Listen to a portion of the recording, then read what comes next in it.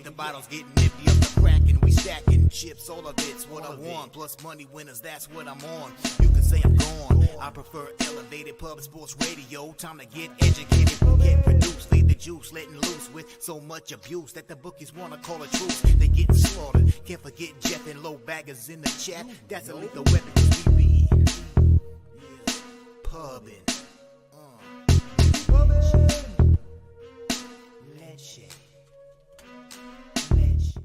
Cappers, gamblers, punters, hustlers, low baggers. Happy Wednesday, August 23rd to all of you. Thank you for watching Betting with the Bag right here on Pub Sports Radio.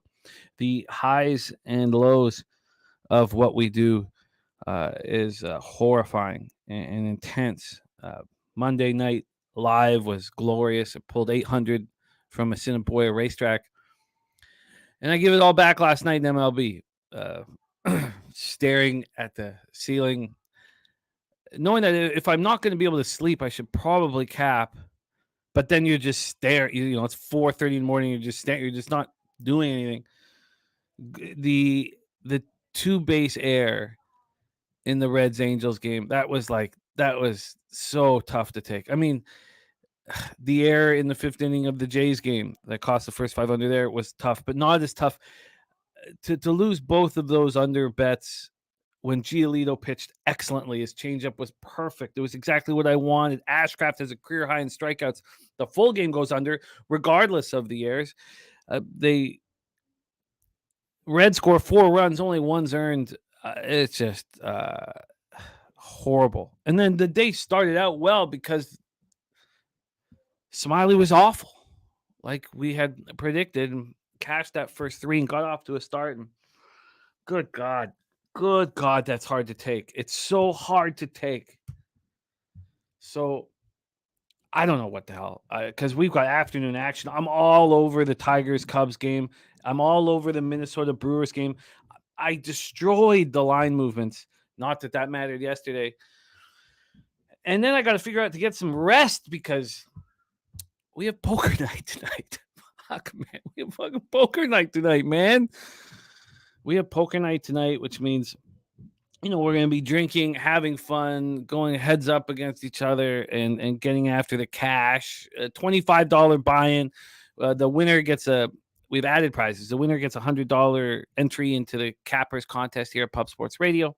That was Dexter Pope, who won last week. Congratulations, Dex. You were excellent.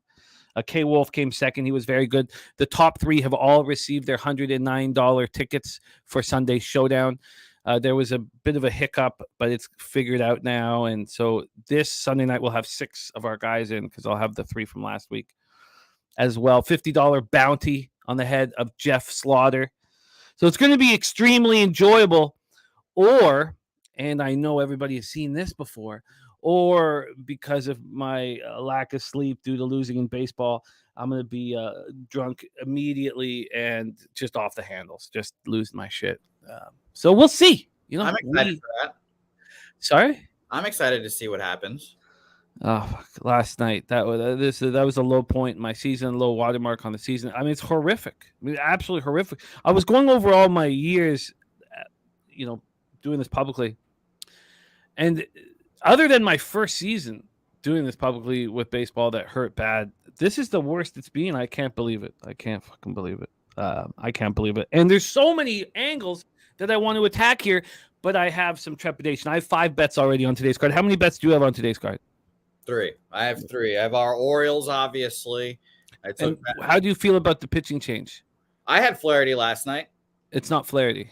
It's not Flaherty anymore? He is being pulled. BJ's let us know in the chat, and it's confirmed by the books. It's Dean Kramer will be pitching. Motherfucker. All right, well, I guess I have What does that tell? Does that tell you that not only are they questioning the move, it tells you that they're panicking a little, or hopefully he's got maybe he's a little sore. Yeah, I would assume they just gave him an extra day after getting fucking crushed against the Padres.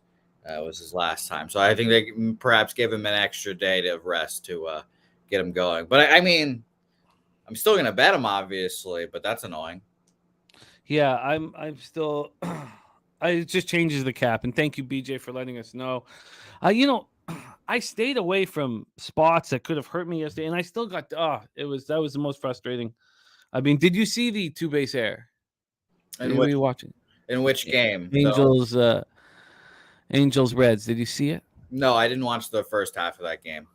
3-1. Top of the fifth. Was it top of the fifth? 2 out. Simple hit to the first baseman, Shawnell. But Ellie De La Cruz, taking, how many steps does it take him to get to first? So he panics.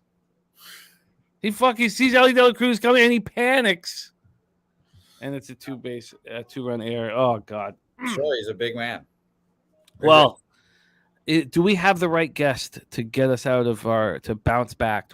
I think we have the perfect guest to bounce us back here today. Of course. We need some of his Florida swagger in our lives here. Yeah, some of his bravado. It's New York swagger, man. Come on, it's New York swagger that's now in Florida. That's what it is. Unfortunately, that New York swagger has taken a hit with all their sports teams sucking. So that's why I give it to Florida. Florida, the state of champions, apparently. Shout out to the Panthers who showed up for half of that series. The Big Ragoo will be our guest for today, and we have afternoon action here. I'm all over the Tigers. I bet got my Tigers action at 5:00 yesterday. I got my Milwaukee action at 7:00. I've beaten the. We'll see what it is now, but I had beaten the first 3 under 2.5 by 25 cents, and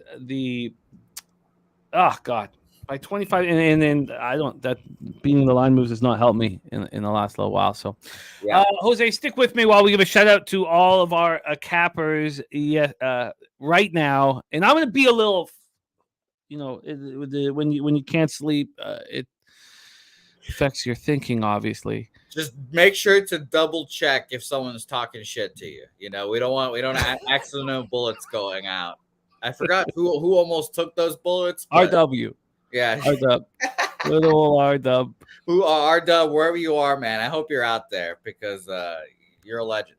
He is. He's money. Fap win is on Miami money line. Alcantara. I used to always say Alcantara. That's why now I can't even say things right. I get why you were backing Sandy. He's not been good on the road, but here we have, West Coast road starts. He looked great against the Dodgers. I can understand why you are backing him. I can't function here. I can't find the game. I'm not going to bother keep finding, but I will copy and paste that. Londo cashed his big booty Latina play yesterday, and today it is St. Louis over 9.5. The Cardinals game over at 9.5. It is admittedly hilarious that of all my bets that I lost yesterday, the St. Louis Cardinals under was not one of them. So, again, Adam Wainwright, I guess. Wainwright looked good there for a minute. Yeah, he did. By the way, Jimmy, would this help you feel better if you just saw this guy up here on the screen again? No. It's unfortunate. Yankees -1 at +106 here. Yankees -1 at +106 is the spreadsheet play of the day. Backing Luis Severino. Yeah, I kind of like the Yankees today, honestly, just because it's a lefty. But I'm on the over in that game, and that has moved down, actually, so that pissed me off. I got the over 9, now it's at 8.5. Yeah, it's funny with some of these starters that you think it's like a gambler's first glance. You look at it immediately, you're like, oh, this guy's going to get lit up. And then you start peeking on Nats have no power against righties right now. The bullpens are playing well. And Mackenzie Gore, it's a tricky one. By the way, shout out to Chili Dog Dooley who wanted the password for the poker tournament. It's on screen there for you. Pub Sports NFL, case sensitive. So look on the screen. PS and NFL are all caps there, my man. Yes, case sensitive. And we need to hammer that throughout the day. So Jose, jump on and talk about it anytime. We need to fill it up so that we can do them. And we can do them for more money. We can do them whenever we please. We could have a big Thanksgiving one or a big Christmas one. We need to pack these tournaments up. Pack them up. Dave Redling says, have you heard anything about White Sox moving to Nashville? I've not, but I know that Nashville is actively trying to get a team, and it was good to see Ken Williams showing the door. How many free passes that guy get? Just get him out of there. Not that I have this. I don't care about the Southsiders. In fact, I'd prefer to see them lose, but Show them the door. BJ MLB best bet Detroit Tigers and the Toronto Blue Jays.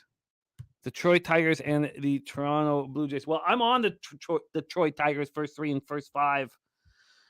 So I like seeing that you are backing them as well. I mean, Screwball at home. And when's it going to end? Probably as soon as I bet on them.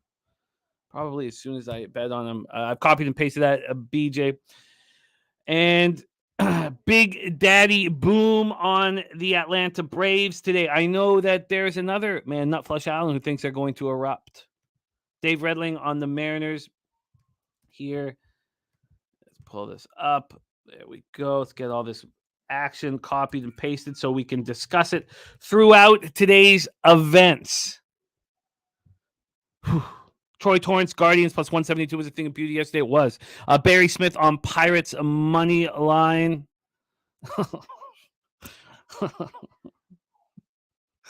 Oh, man. Yes, Michael Johnson, that first 5 under in that Jays game, we would have got out of that inning. It would have been cash the under 4.5, but an error. Are we announcing something today? I'm not sure. Okay, fair enough. I don't know, because I'd like to have them on live. We're very close to announcing. I don't know. Okay. Well, I just wanted to know everything is ready, but everything is ready. Wow. Okay. Well, I'd like to have. We are talking about our brand new NFL football show. And we're ready to release it. We're ready to let everybody know what it is. We'll see if people want to know about it. We'll see if you guys want to know, because we're ready. We're ready to let you know. But I'd also like them to come on live, But we'll see if people want to know about it. Series business in the house. Von Polo, Steve G, tongue-tied. Leonard Porsche Jr. said, great day yesterday from Loshak, as always. He did lose the Mets-Braves, each team to score 3 or more, which did have me laughing. The minus 200 spot. Of course he lost it. Oh, that made me laugh. Even though I wanted to succeed badly. Eric Jones, Nate Dogg 420, Gerald Jones. We got Eric Jones and Gerald Jones ready to go. Andrew G, the sweaty butcher. Nate Dogg 420 says, how about those Blue Jays? Worth it. Says every night for me is poker night. Respect, worth it. Justin McElvey on Riley Green over 1.5 bases here to get his card started. That game pops off at 1:10 p.m. Riley Green. And we got a lot of action on that game. Cubbies, Tigers. Tigers are ripping the leather off the ball right now. Chili Dog Dooley, thank you for wondering about the poker tournament. We need you there. Michael Johnson says, how do you enter the tourney? It's on Bet Online. You just head over to Bet Online. If you need money, and it's $25 buy-in. And all that money goes into the prize pool. But you go in and you just go to tourneys, and it's at 8 p.m. It's a private tournament, so you need to know our password, and that's Pub Sports NFL, capital P, capital S, capital NFL. All right, Perky Sanderson, Cubs team total over 3.5 for old Perky Sanderson. Let's copy and paste that. We've got a ton of action on this game. It's going to be extremely fun. Real deal prime Mally Mal. Mally, I'm sorry to hear that. He said when he was supposed to hit the Friends and Family parlay a few days ago for a K, then he realized he put the Nats under instead of the Mets. Had to take a few days off after that shit. That stuff happens, Mally Mal.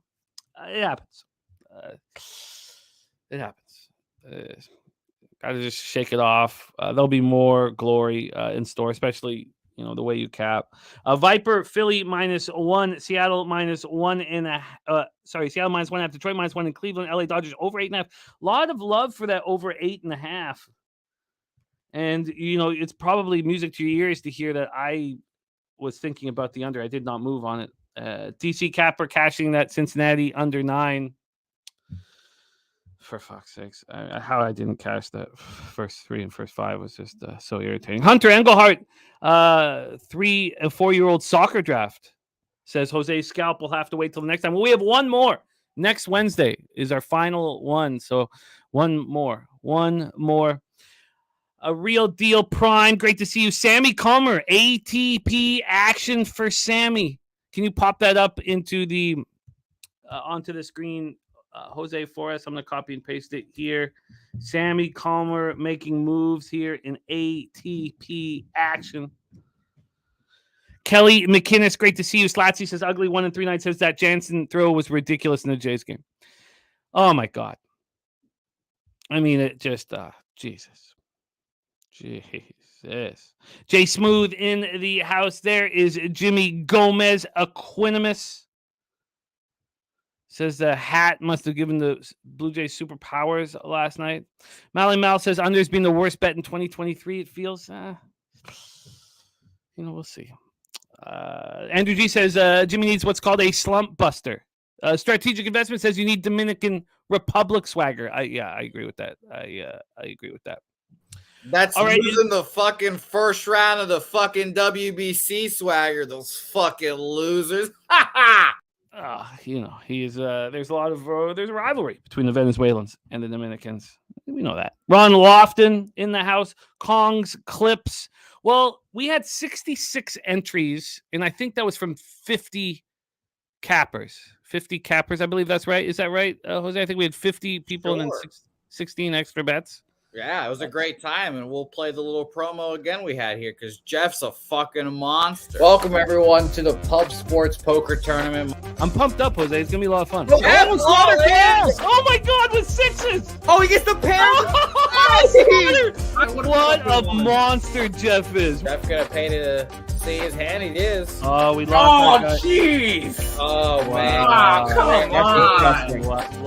Slaughter. He's just letting it hang. He's playing really well. Oh, shit. Jimmy's all in. Oh, he does! I'm done. Oh, I'm fucking done. How many times am I going to lose a fucking pocket pair? Wow. Oh, right in his face. If Big Show can win this hand, he can leap into the money. Oh, man! Ace for good measure there. All in. Oh, no. 9. No. Oh!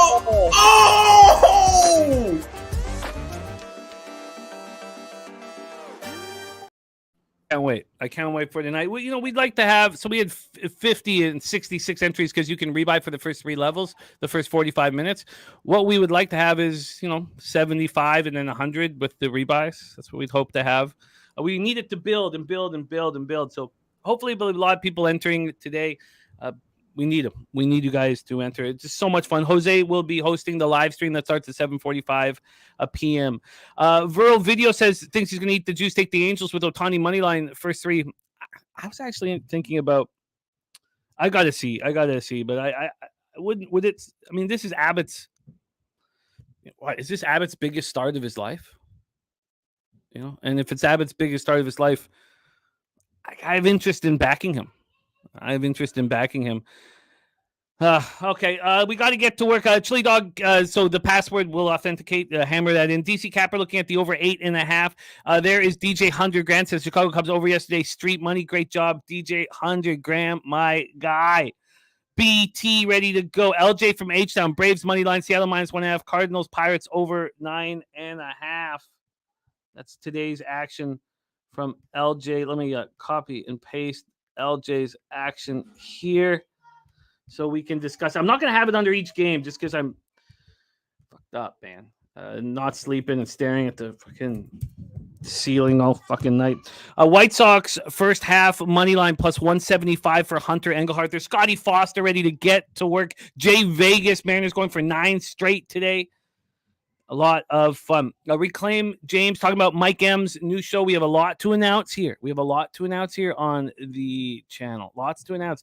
Ronnie and Bergier heading down to PNC Park to see Kutch hit his 300th homer. Lil Domo in the house. Lil Domo, it is great to see you. Big Daddy Boom saying getting so hyped for the first week of the NFL, just like the Kentucky Derby. Sammy Comer, Rams, Bears, and Packers. Long shot futures there. I'll copy and paste that so I can peruse at my leisure. Leonard Porsche Jr., the first 3s, and the both teams score 3 lost. Thankfully, I can't bet those with the local. Yes, I'm very happy that you could not. Razor Sharp Picks. He signed up for the poker tournament. No Flush Allen will be in the poker tournament. And Mark Schillingberg says, what time does poker tournament start? Starts at 8 p.m. Eastern, but you can get in for the first 45 minutes. DJ 100 Grand looking at the under in the Cubs game. Ron Lofton going to Diamondbacks Reds tonight. Oh, beautiful. That'll be so much fun. So much fun. All right. Thank you guys for being here.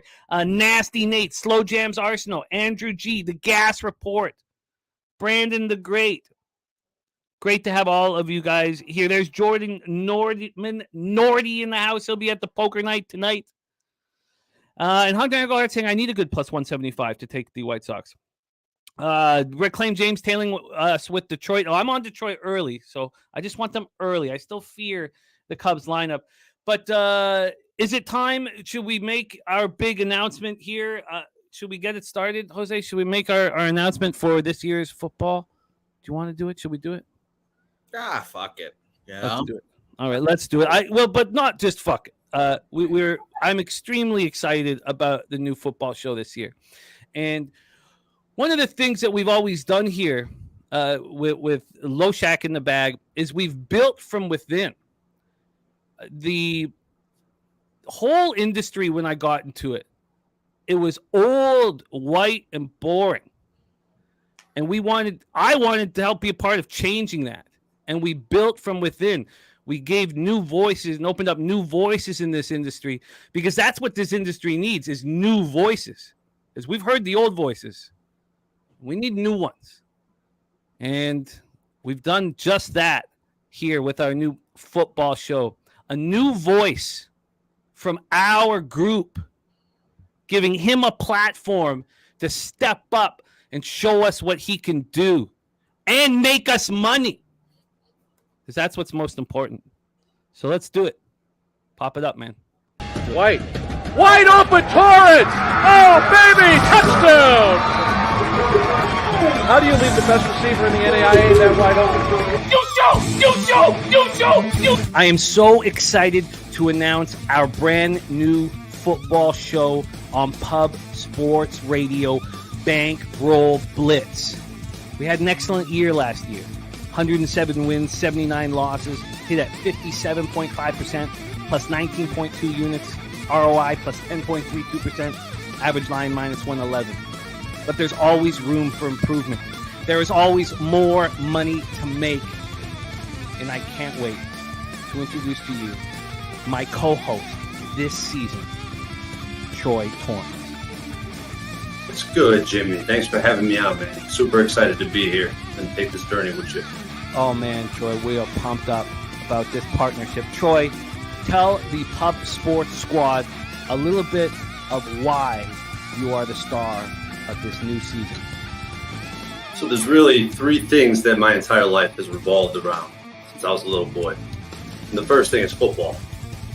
Played football my entire life throughout college, was an All-American receiver, and had some opportunities at the NFL level that didn't really pan out. But I'm proud of what I was able to accomplish. The second thing is my gambling background. For about as long as I've been playing football, I've been gambling.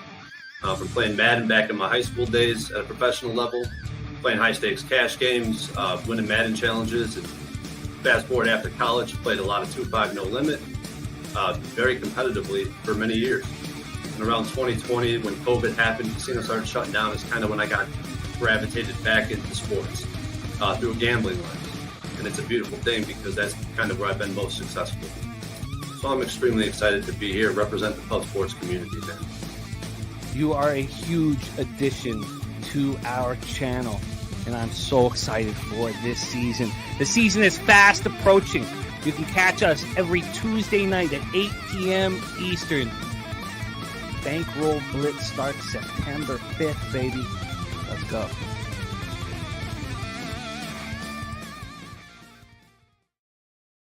Oh, we got an all-American wide receiver who knows the game inside and out, who works in analytics. I mean, this is just a perfect situation for us to have a huge season. And it starts in 15 days. 13 days. Our first show is in 13 days. Bankroll Blitz every Tuesday at 8 p.m. Eastern. And I'm really excited to see what our guy Troy can do. And it's important what we've done in our community. I mean, look at Razor Sharp Picks, quit his job, and he's a monster. He's huge in our industry. I mean, look at the guys who come from Low Shack in the Bag, Ski Profit, Clint McLean. These guys are huge in the industry. And what message does it send to us? It says to us, if you put in the work, you can make your dreams come true within this industry. And that's exciting shit. That's exciting. That's exciting to know that you can look what Razor's changed his whole life. Ski, Clint, they've changed their whole lives. I can't wait to have Troy have a voice coming up from our chat. I mean, that's what's fucking special. All right, let's get to work. We start at 12:35 p.m. Eastern. Let's bring on your star of Wednesdays here at Pub Sports Radio. Also, the winner of NFL Pub Hub Season 1 was top 5, and I think it was 4th Season 2, and he's going to be all over that show here in Season 3. Please welcome the Big Ragoo to this show. Doc, how are you, my friend? What's up? Hey, congrats on the new show to Troy, by the way. I'm really happy for you guys. And I'm sure we're going to be cashing some tickets off of that information, too. So be sure to stay tuned. But, hey, there's never no rest for the weary. I heard your story about 4 o'clock in the morning, looking up at the ceiling. You'd have been better off not watching that fucking game and been sleeping. But I know it's a little early in the evening. But sometimes, it's always the 5th inning, too. It's always that fucking 5th in the first 5, man. It's always that 5th. But you know what? I got a little monkey on my back. I'm looking to knock the fuck off. Let's get it together. Let's get it done today. Let's cash some tickets.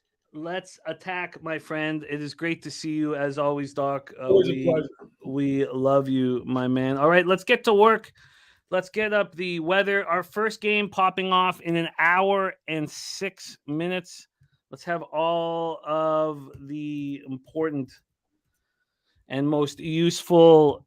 I don't know if they're useful, but let's bring everything up. We'll start with the weather. 12:35 p.m. Eastern. St. Louis Cardinals 55-72, 27-35 on the road to the Pittsburgh Pirates 57-69, 31-32 at home. We're at PNC Park in Pittsburgh, Pennsylvania. It is 75 Fahrenheit, cloudy, 4.6 miles per hour in, stays in, and then 3.7 miles per hour right to left. Ballpark Pal has PNC Park minus 8% home runs, plus 13% doubles and triples, plus 6% runs. Let's take a look at the line history here for this one. We'll start with the total sitting at 9.5 at Pinnacle. It opened at 9.5. I know that there were some books that did open up at 10. I didn't see it.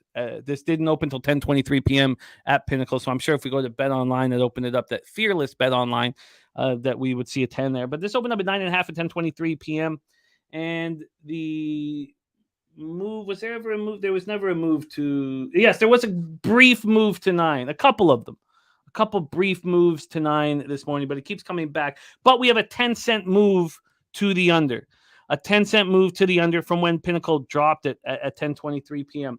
From a money line standpoint, we are sitting here with the Pirates at plus 117. They opened up at plus 112. So we have a very slight 4 or 5 cent move over to the Cardinals. Let me get the cash up here so we can go over that. Sorry, get this up here. God, what the hell's going on? Sorry, let's get this action network up. I thought it was up. Let's take a look at the cash here and where the money is. 67% of the tickets and 22% of the cash on the Pirates. That's very interesting. From a total scenario, 62% of tickets, 65% cash on the over. We have Zach Thompson, whom we've spoken about. The 25-year-old was picked in the first round of the 2019 draft, 19th overall at the University of Kentucky by the St. Louis Cardinals. And he was in Memphis this year, and he was horrible. But he's been good in the show.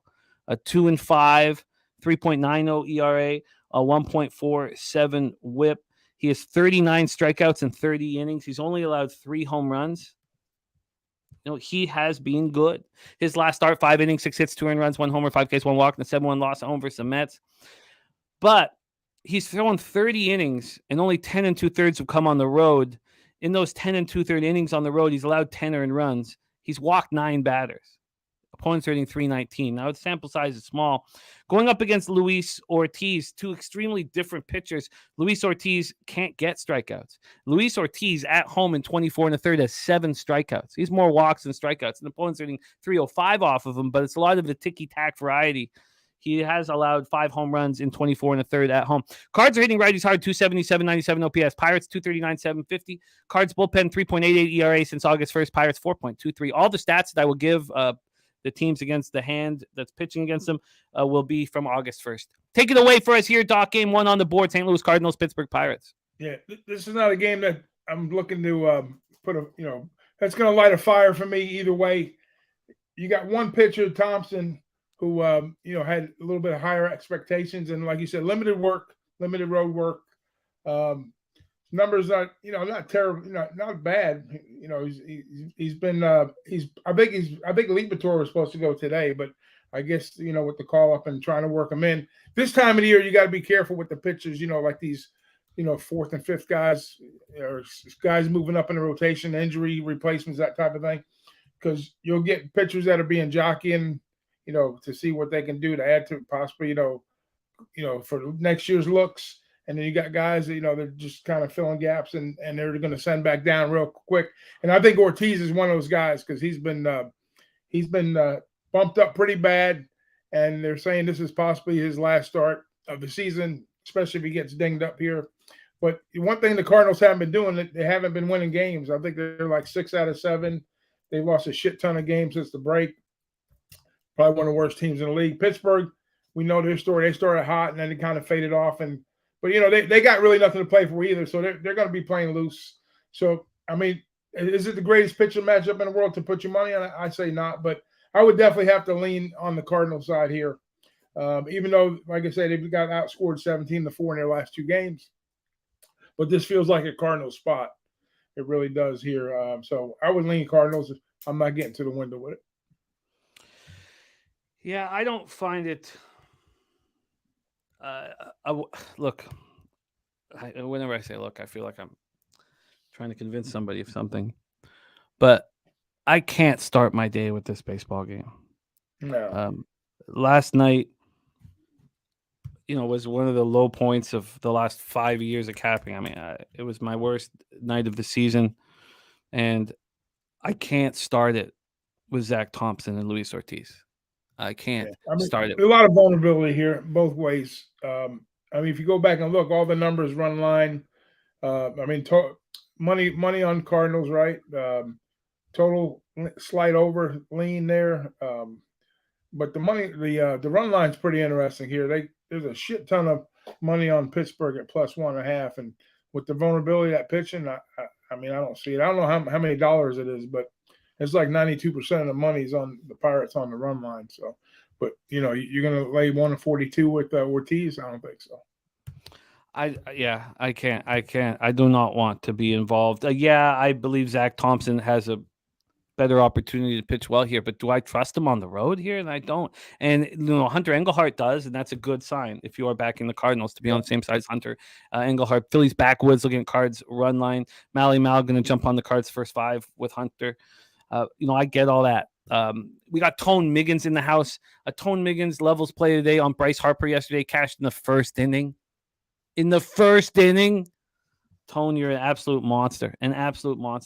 So, okay, we're gonna move past this, and I've doubled up on both the next 2 games. I need to win today.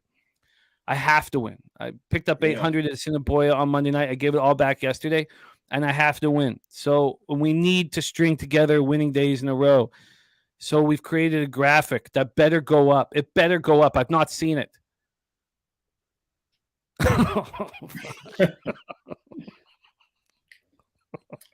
Yeah, hey, my record's in jeopardy on your show here because I've never lost at a winning losing sport and during any point in time. I know it's in jeopardy. I know I'm down a few units. You don't have it on the board, which you should. But anyways, you got to be careful with these double up spots. See, that's the thing that gets you with these fucking games. You get the double up spots, and like I think last time I had 2 with you. I had the Rays. I forgot who else it was, but they were like 5th inning and then full games with the Rays. Split the action there, but You go from having a 10-play day to like 3-7 to like 7-3 that quick. And then you can get a split, 5-5. But then usually the worst happens, when you do those things, like your Toronto play yesterday, what you were talking about. So that's the catching the falling knife sometimes in that scenario. But when it wins, it's fucking glorious, like you like to say. It is, and we do have looks from both Tone and Billy Friedrich on Brian Reynolds. So if you're looking for early player prop action, I mean, those are two guys that you want to run with. All right, Coin put some Detroit first 5 run line in his pocket. Let's get to that game. Because we have a lot of our cappers all over it, and I am all over it as well. Chicago Cubs 65-60, 30-30 on the road. The Detroit Tigers 58-68, 27-34 at home. We're at Comerica Park in Detroit, Michigan. First off, BJ's best bet. He's got 2 of them today, and the Detroit Tigers. He's on the Tigers. Perky Sanderson's on the Cubs team total over. And the stacks play today from our guy Justin McElvey is on Riley Green over 1.5 bases. Viper is on Detroit -1. And, with Scooball's numbers, he's thrown 18 1/3 at home. He's yet to allow a run. His K to walk ratio is 26-3. Opponents rating 159 off of him. It's not going to last forever. But he's coming off a good start on the road at Cleveland. And I moved on this as soon as it came up on Bet365. As soon as it was available to send in, I sent it in. So I got the Tigers first 3 at -125, and I got them first 5 at -115. I guess it's not too different right now. Well, the first 5 is -140. That's good. So I beat that by 25 cents. And the first 3 is, let's pull this up. The first 3 is -150. It's actually come down a little bit. So I beat both by 25 cents. I had beaten it by 35 cents. So it's come down a little bit. That makes me nervous. Troy Torrance says 78% of the money on Tigers, but line isn't moving. Cubs are not the same versus left-handed pitching. They aren't. 221, 659 OPS since August 1st. I didn't know the money when I made the bet, and my ROI on that, and people have been telling me that, and we're going to need to do a show on these sites that tell us where the cash and the money is. Maybe I've been using it as too intensely. Maybe it's becoming a crutch of some kind. But Tyon is not to be trusted, and he's pitching better right now. There's no doubt about it. He's pitching better, but the Tigers are ripping the leather off the ball against righties. That's the first time we've really been able to say that. It's the last 4 weeks or so. And the Cubs don't hit lefties. And so let's go over the situation here. But a lot of us are all over this spot. Robert Franklin on first 5 Tigers as well. Okay, so we're going to start with the weather here at Comerica. It's 76 Fahrenheit, 8.3 miles per hour in, between 8.3 and 9.7 miles per hour. Let's go to Ballpark Pal here for Comerica, minus 20% home runs, plus 1% doubles and triples, minus 2% runs. Go over to the line history for this one. We have very little movement, which makes me very nervous. We have a 1 cent move to the Chicago Cubs. Makes me nervous. From a total side of things, we are sitting at 8, but we see our first 7.5 on the board. Now, this opened up at 8.5. Opened up yesterday, 5:30 p.m. at 8.5. It's now at 8. Now, interestingly enough, Pinnacle moved it to 7.5 10 minutes ago and put it back up to 8 5 minutes later. So once it got to 7.5, that was deemed too low, by Sharps and was just hammered immediately. Let's take a look at the cash flow then for this one. On the total, 56% of tickets, 70% of cash is on the under, and 69% of tickets and 78% of cash is on the Tigers without a move towards them. That makes me nervous. It makes me quite nervous. DC Cappers on the over 8, liking it a lot in this spot, and Tyon and Scooball going head to head here. And the Cubs bullpen 4.43 ERA since August 1st. Tigers 3.67. Take it away for us here, Doc. Game 2. This one popping off in an hour and a half. Yeah, Tigers I'm at home betting versus this Cubs. game. I'm betting this game, but I'm not betting it like you guys are betting it. I'm gonna bet it a different way. The numbers on Screwball are good. Not his best outing last, but first two are really good. So I think he comes back to the middle there. Italians, with Stroman gone, somebody's got to take the bull by the horns for the Cubs and become their ace. Is he the guy? $68 million, 4 years they gave him. He's got to step up and do something. So his last two, I think Toronto, if I remember correctly, I think Toronto hit him up pretty good. And, his last two weren't, nothing to write home about. But I was watching the markets on this one. And now when you said the 7.5, that validated my thinking on this one. I think both of these pitchers are going to come back and pitch a decent game here. So I like the first 5 under in this spot. Even though, like you said, the Tigers are hitting the ball, they're winning. They're smashing of late, and I'm all about, not chasing those streaks, but kind of getting into the streaks a little bit. They're swinging decent bats right now, but the Cubs, they're dangerous too, so, but I think this is going to be more of a pitcher's duel type of game here. I really do. So you can put me on the first 5 under here. I like that a lot in this spot here. I got the 8 earlier on. Now, when you said the 7.5, so I don't know if I'm going to double back and maybe chase it with maybe like another half a unit, depending on the juice though. I got 115 on my 8. Excuse me. Yeah, 115. Well, you can still get that. The 8's at minus 116 at Penny. So we can still give that to you here. The first half under 4 is plus 102. Yeah. That's why I played the full game, 8. I'm sorry. Then I'm going to put for the show purpose, and I'm going to make the bet on this game too on the first 5. So that's what I meant. I'm going to split another half unit on the first 5 under. Okay, so we want to make them both official? No, just the first 5. I've got to play. Well, you know what? Yeah, make them both official. Make them both official. I'll give you my regular play that I played already, and I'll add the show play for that. So and for the show purpose, I'll take them both. First 5 under 4 plus 102. Full game under 8 at minus 116 for the Big Ragoo. So you're going heads up with DC Capper in this one. Of course, it's your boy. We track everything. I tweeted out my record this morning. We track every sport, everything. Steve G says it might rain in this game. It stopped raining here in Toronto. I'm not sure what it's going to do there. And this your boy says Cubs have Bellinger, always bet on him. Hunter Engelhardt says I think the 4 under around even money is a trap. Says I would look first 3 over first 5. Second time through the order numbers for starters is what worries him. Nate Cerna says Screwball at home is money with strikeouts.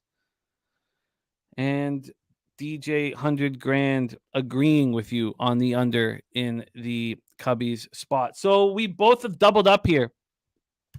I'm on Detroit first. Tell me about the double up right here. I go doing it right out of the gate. You know what? I like it. I like it though. Can't be scared, man. Scared money don't make money. That's the name of the game. I'm on the first 3, first 5. I got minus 125 on the first 3. I got minus 115 on the first 5. Again, I bet it about 5 o'clock last night. And then Ragoo's on the first 5 under plus 102 and the full game under 8 and minus 116. Why don't we just quickly, I know you guys are thinking about, and some of you already moved on it, and some of you are thinking about moving on it. Let's just go to the actual Detroit weather instead of, we'll do it hourly. Or let's see. Oh, no, we're good. We're supposed to be good. The precipitation is done pretty much. So it was really high at 11. Like, I mean, it was 77%. But, when we come 1 o'clock, 1:30, it's 12%. Come 2:30, it's 7%. So we're going to be fine. Okay, let's roll on. Next up for us, 2:10 p.m. Eastern. And look, I got burnt on this yesterday, and I went right back to the well here. And I almost took, so I'm on the first 3 under 2.5 and the first 5 under 4.5. And I almost took the first 3 under 2 at plus 118. And I decided that the minus 135 was fine. I wonder if that's going to blow up in my face, but the market's moved heavily in my direction. The first 5 I got under 4.5 at minus 125. It's gone. It was minus 110 a little while ago. It's now minus 105. The first 5 under 4. So I got the 4.5. I went and saw what that was. The first 5 under 4.5 here, bet 365, and that's even gone. It's minus 145 now. But this makes me a little nervous. This first 3 under 2.5 minus 140. And I got minus 135. So there's been buyback on the. So this got to minus 160.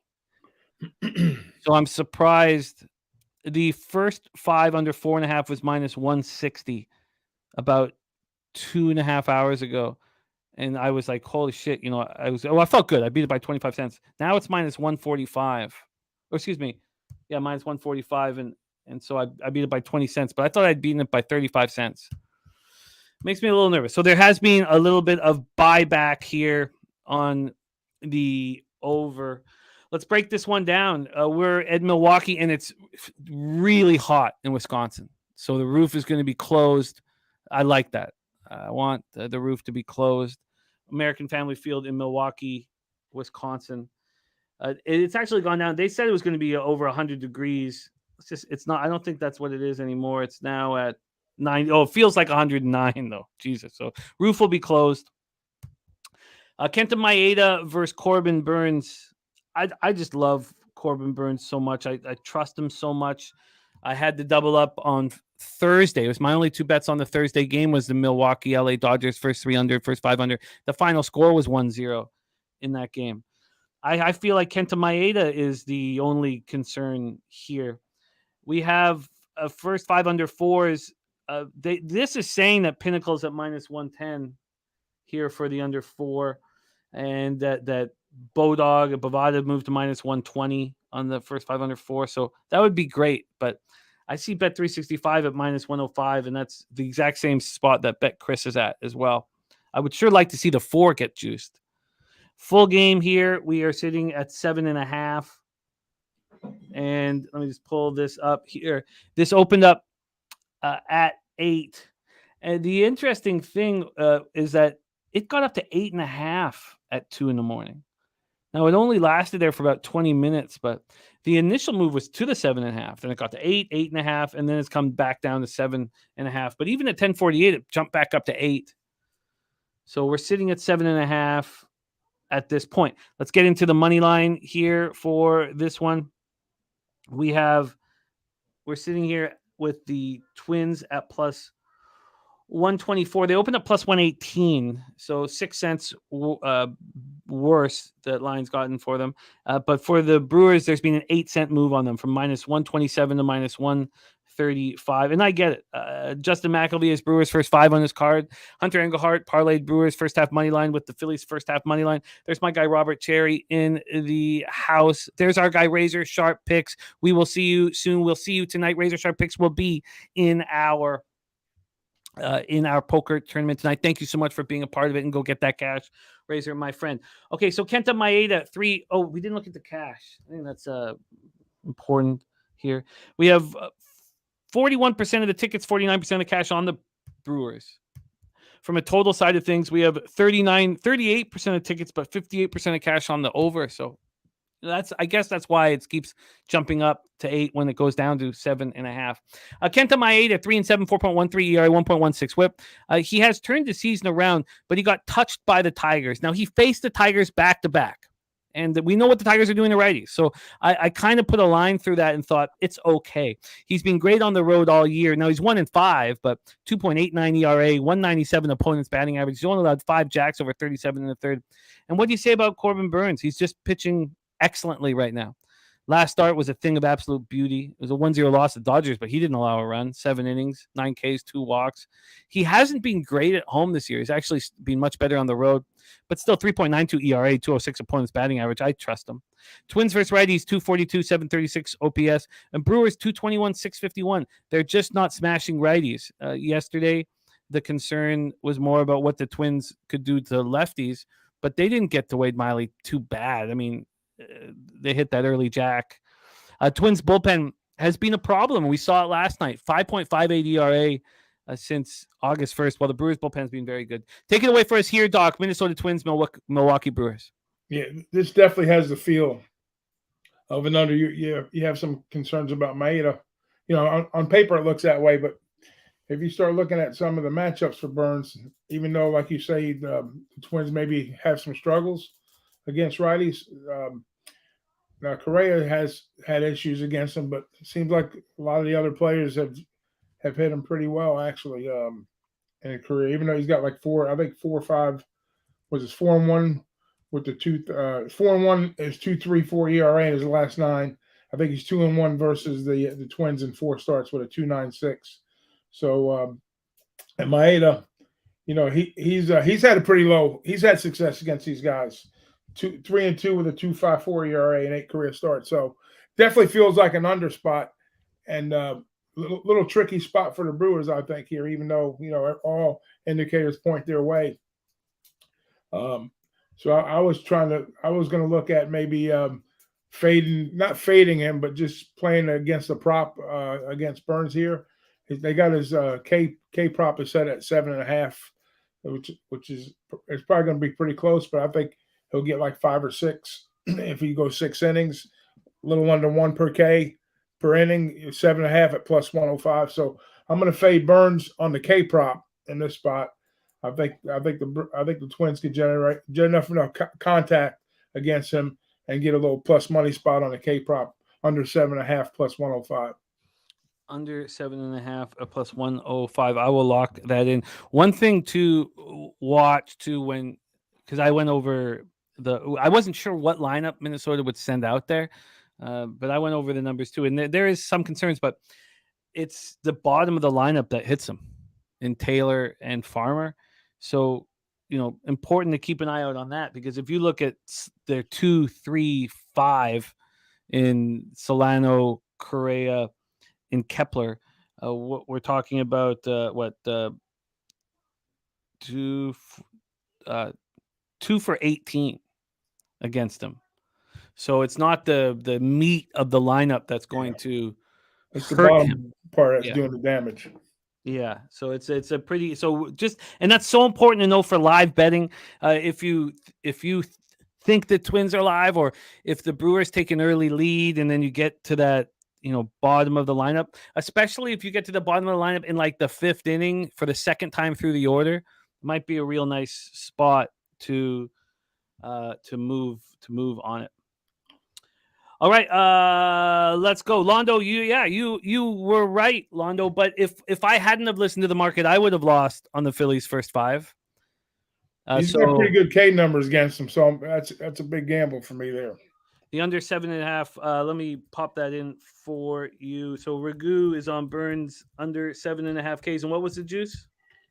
Plus 105. Plus 105 for. Yeah, he's got good K numbers against him. So like I said, you're looking at. Let's see what we're looking at here. Yeah, I mean, like you said, the bottom half of the numbers is where most of the lineup comes, but the top half is 3 Ks out of 8, 2 out of 6, 4 out of 6, 4 out of 5 on the catcher. So we'll see. It's going to be a fun one. We are all over that game. But Londo, there's different ways to take in information, Londo, and I was very happy that I listened to the market. It got me off the Phillies' first 5. And it made me realize that Harrison was going to pitch, or made me think that Harrison was going to pitch well, which he did. So, but as always, there's different ways that you can manipulate information and manipulate numbers for the way you see an angle. So you see, don't listen to the market was wrong. And I think, oh, thank God I listened to the market was right. And you're as right as I am. Okay, we're going to move on. Nate Cerna on a correlated parlay. Brewers first 5 money line and first 5 under 4. There's Dabra Cadabra in the house. So let's move on. Jeffrey Moore says, thanks to everyone who helped me see the Nats first 5 plus a half was the best bet yesterday. That was a wild game. I was I had a bunch of friends that were on the first 5 team total over 1.5, so I was upset that didn't go through. That was a fascinating game. Absolutely fascinating game. All right, let's keep rolling, though. Let's keep rolling. We're already all over these early games. And Tone Miggins here says, we ride in the hot hand. Says the levels play today is Harper 2 or more bases at -110 for 2 units, 2 hits at +170, Stott home run, Kyle Tucker home run. So let's copy and paste Tone Miggins' action. What a monster he is. And he gets started in that Phillies game. The Giants-Phillies, Cobb versus Lorenzen. So let's copy and paste that. There's Mikey M in the house.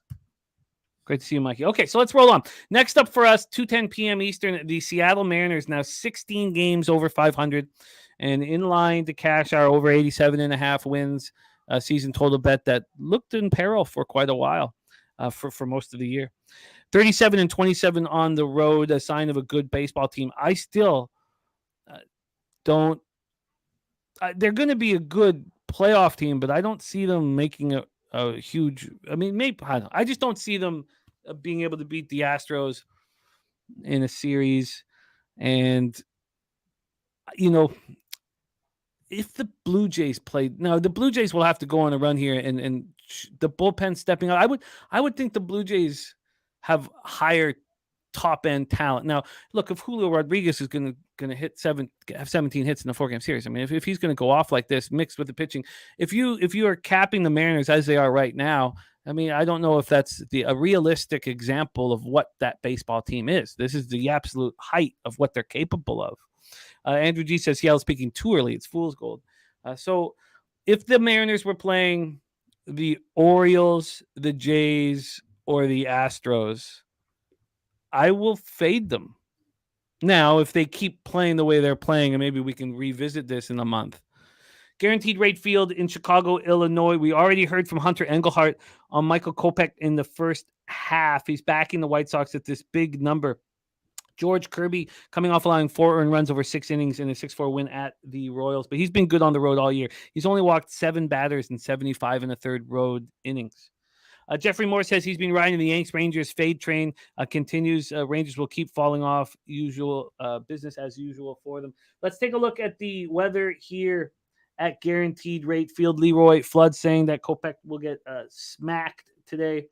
Let's take a look at what we are dealing with weather-wise in Chirac. We have 97 Fahrenheit. Feels like 112. I mean, the Midwest is very hot right now. Feels like 112 for this one. 12.4 miles right to left, very slightly out between 12.4 and 13.2 miles per hour. Let's head over to Ballpark Pal for this and see what their expectations are of Guaranteed Rate Field. Plus 33% home runs. Ooh-wee. Plus 18% runs in this one. This is a very, very offensive weather. Let's take a look at the line history here and see what we're dealing with. The Kirby and the Mariners are big favorites and just becoming bigger. They open up at -188. They're now at -225. 37 cents of line movement towards the Seattle Mariners. And when we take a look at this total here, we have it moving from 9 to 9.5, and now 10s on the board. We've gone up a full run here. The 10s have been on the board at Pinnacle for 53 minutes. So a big move to the over and a big move to the Mariners. Let's take a look at the line history, or excuse me, the cash flow. 77% of the tickets, 78% of cash on the over. And from a money line standpoint, you have 24% of the tickets, but 61% of the cash on the White Sox. So it looks like there's sharp action on the White Sox, but the books seem to show no fear and are just giving you a bigger and bigger and bigger plus number if you want to back them. And Kopech's last start was ugly, but it was in the thin air of Colorado. So maybe you can give him a reprieve for that. 63 innings at home this year, 4.71 ERA. He's not been very good. He's allowed 17 jacks. Mariners, and that's at home. He's allowed 28 jacks overall this year. Mariners versus righties, 275, 839 OPS. White Sox, 245, 674. Mariners bullpen, 2.54 ERA. since August 1st. It's been spectacular, while the White Sox have struggled at 5.66. Hunter Engelhardt says Kopech is going to shove today. His 5+ ERA is crazy inflated. Batting average against with runners on scoring on base is still under 200, and scoring position 206. Walks have been his downfall, but for plus 175, I'll back him. Hunter Engelhardt says Kirby hasn't walked a guy since July. His contact with the first 3 pitches for Kirby other than 0-2s all over 300, and the Sox hit over 300 in those counts. Very interesting and great stuff and analysis from Hunter Engelhardt. Let's hear what Doc has to say about this one. Big Ragoo, take it away. Mariners, White Sox. Yeah, I mean, this team is lighting up the scoreboard like there's no tomorrow. I mean, 10 runs, 7 runs, 14 runs, 6 runs, and then you go back a few games. They did something similar in a shorter span, but I think they've hit those crooked numbers pretty at a high rate, like twice in the season. Can they keep going? Can they keep putting them big numbers up? I know Kopech has had some limited success against these teams in three appearances. He's had no decision with a 1.0 ERA. Kirby, his numbers are pretty decent also, and he's never faced the Sox. So, and these numbers are inflated as hell too. So, and if you're going to back the Sox, definitely take them on the money line side because you're getting a premium. And I was even thinking about taking the 1.5, but as I look at it, if it becomes one of those type games, the margin's not going to do me any good. But what I do like is and I usually don't make these plays either, but I'm going to try one today. The no runs in the first inning here. I think because of the fact that Kirby hasn't seen these guys and Kopech has been tough on these guys. I think the Nerfy looks good here. Like under half a run is like plus 100. So I'm going to take a stab with that in this spot here. And then I think if the Mariners win, they're going to win again going away. But if not, you could see like a 2-0 game possibly, or, I don't think that. I think that over might be a little overinflated. You know what? I'm going to take the Nerfy and I'm going to bet the under. I'm going to fade all that heavy action coming in on the total. I think that number's too tall. I don't think they get there one way or the other. If they do it, they're going to have to do it on their own. I don't think the Sox are going to blow them up either. So I think we see maybe like a 5-3 type of game here possibly, but no runs the first inning and under the full game. The under 10 is at minus 114 at Pinnacle. Is that, and the Nerfy at Pinnacle is plus 101. Do those numbers work for you? That works for me, man. Under 10 at minus 114. Well, that correlates a little with what our guy Hunter Engelhardt dropped. Jeffrey Moore said Hunter sold me on the White Sox first 5. Philly Eagle Flyers on the M's first 3. Reclaim James loving the Nerfy. DC Capper on the Mariners minus 1.5. And Mark Mint jumping in. Thank you for joining us, Mark Mint, on Hibernian plus 2 at minus 122. He's dropping 2 units on that. Says since 1955, Hibernian and European home matches are 48-2-1 with the plus 2 spread. Wow, that's great. They're at home versus Aston Villa in European Conference League play. Thank you, Mark. Thank you very much, Mark. That means a ton to us. Thank you for jumping in and dropping that knowledge there. Thank you. All right, so I am off of this, but Ragoo has moved. He's on the Nerfy plus 101, the under 10 at minus 114.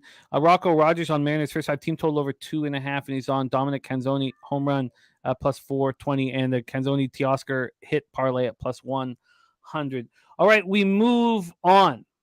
We move on to 3:37 p.m. Eastern. I've moved on this. So this will conclude all my action, but there's a lot of spots that I want to attack. But this is my 5th bet that I've made and my last bet that I've made pre-show.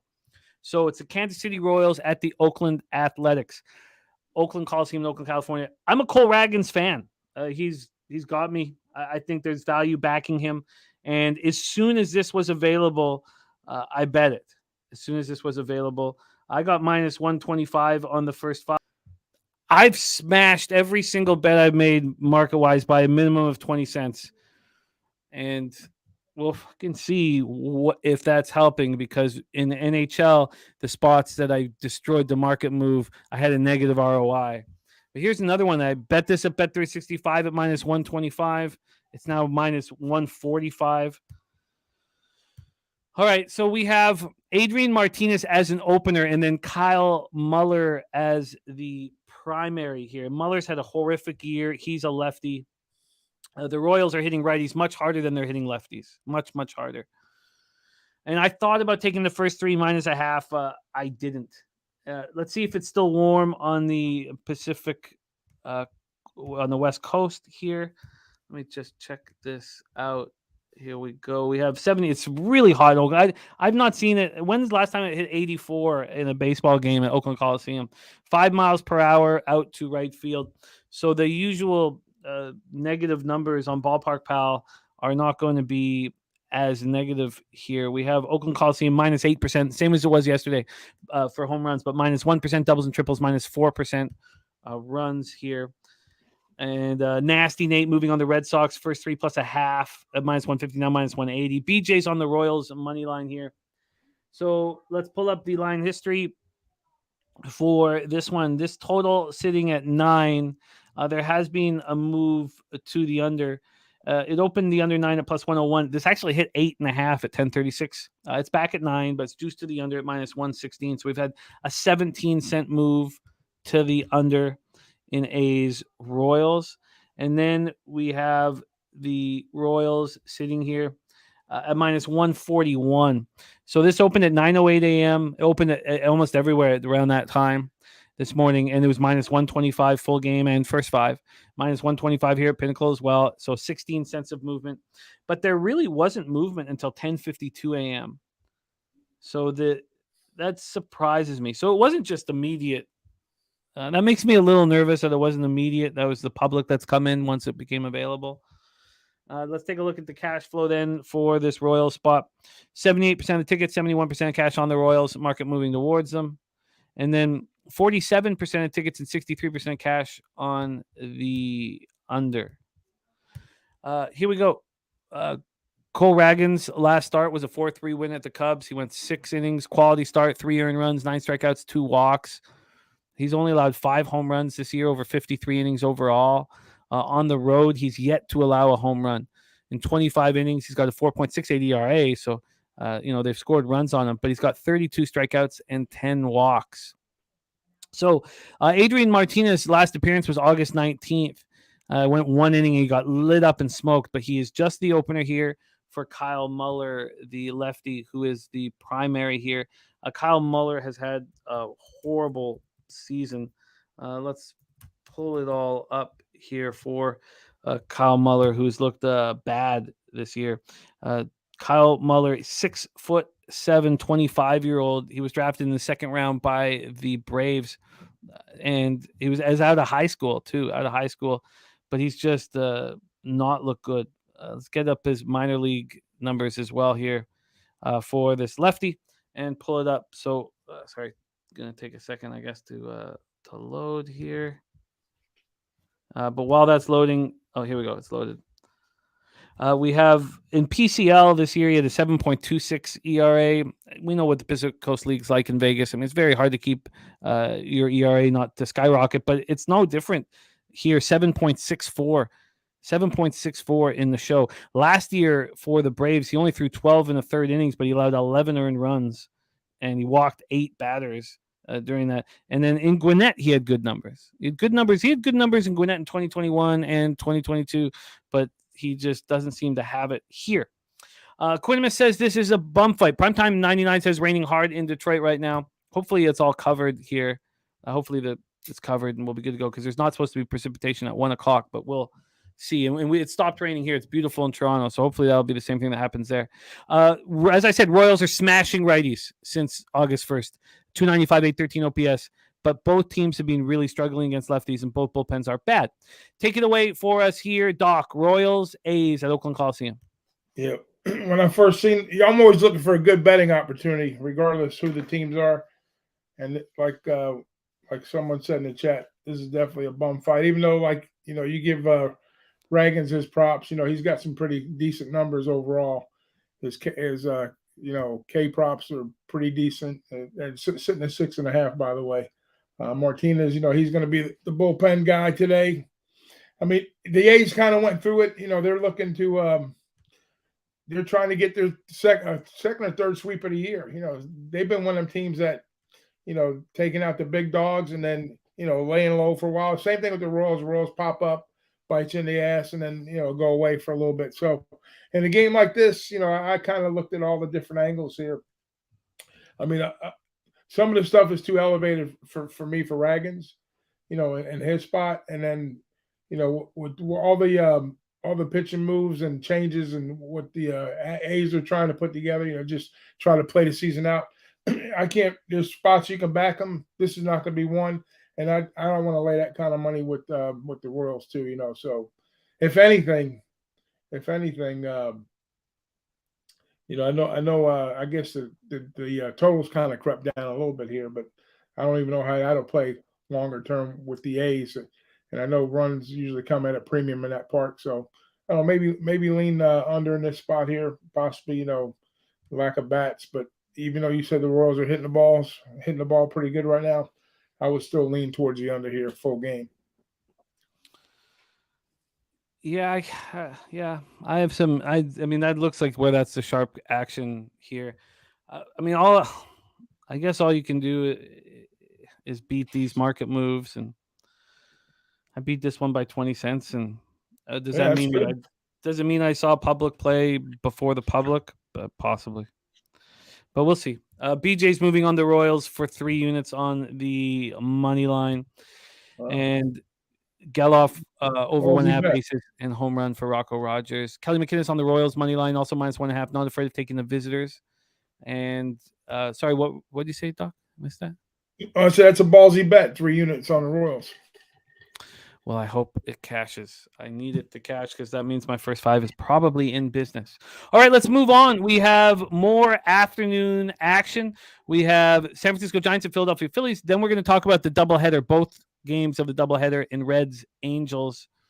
All right, let's go. By the way, while that was all going on, our guy Nutflush Allen gave us his action on that Cardinals Pittsburgh Pirates game that pops off in 20 minutes. He is on the Cards team total over 4.5. Now it's juiced at -130, but that is his action. Matty Ice in the house. The taint play of the day is in, and it is the under 4.5. First 5 under 4.5 in Chicago, Detroit. I love hearing that. Ragoo is on that as well. I'm on the first 3 and first 5 for the Tigers, but Ragoo is on that first 5. He took the first 5 under 4 plus money, as that first 5 under 4.5 was -130. But taint play of the day is in. It is the Chicago Cubs, Detroit Tigers under 4.5. Maddie, thank you for jumping on with us and sharing your action. Taint play of the day is in.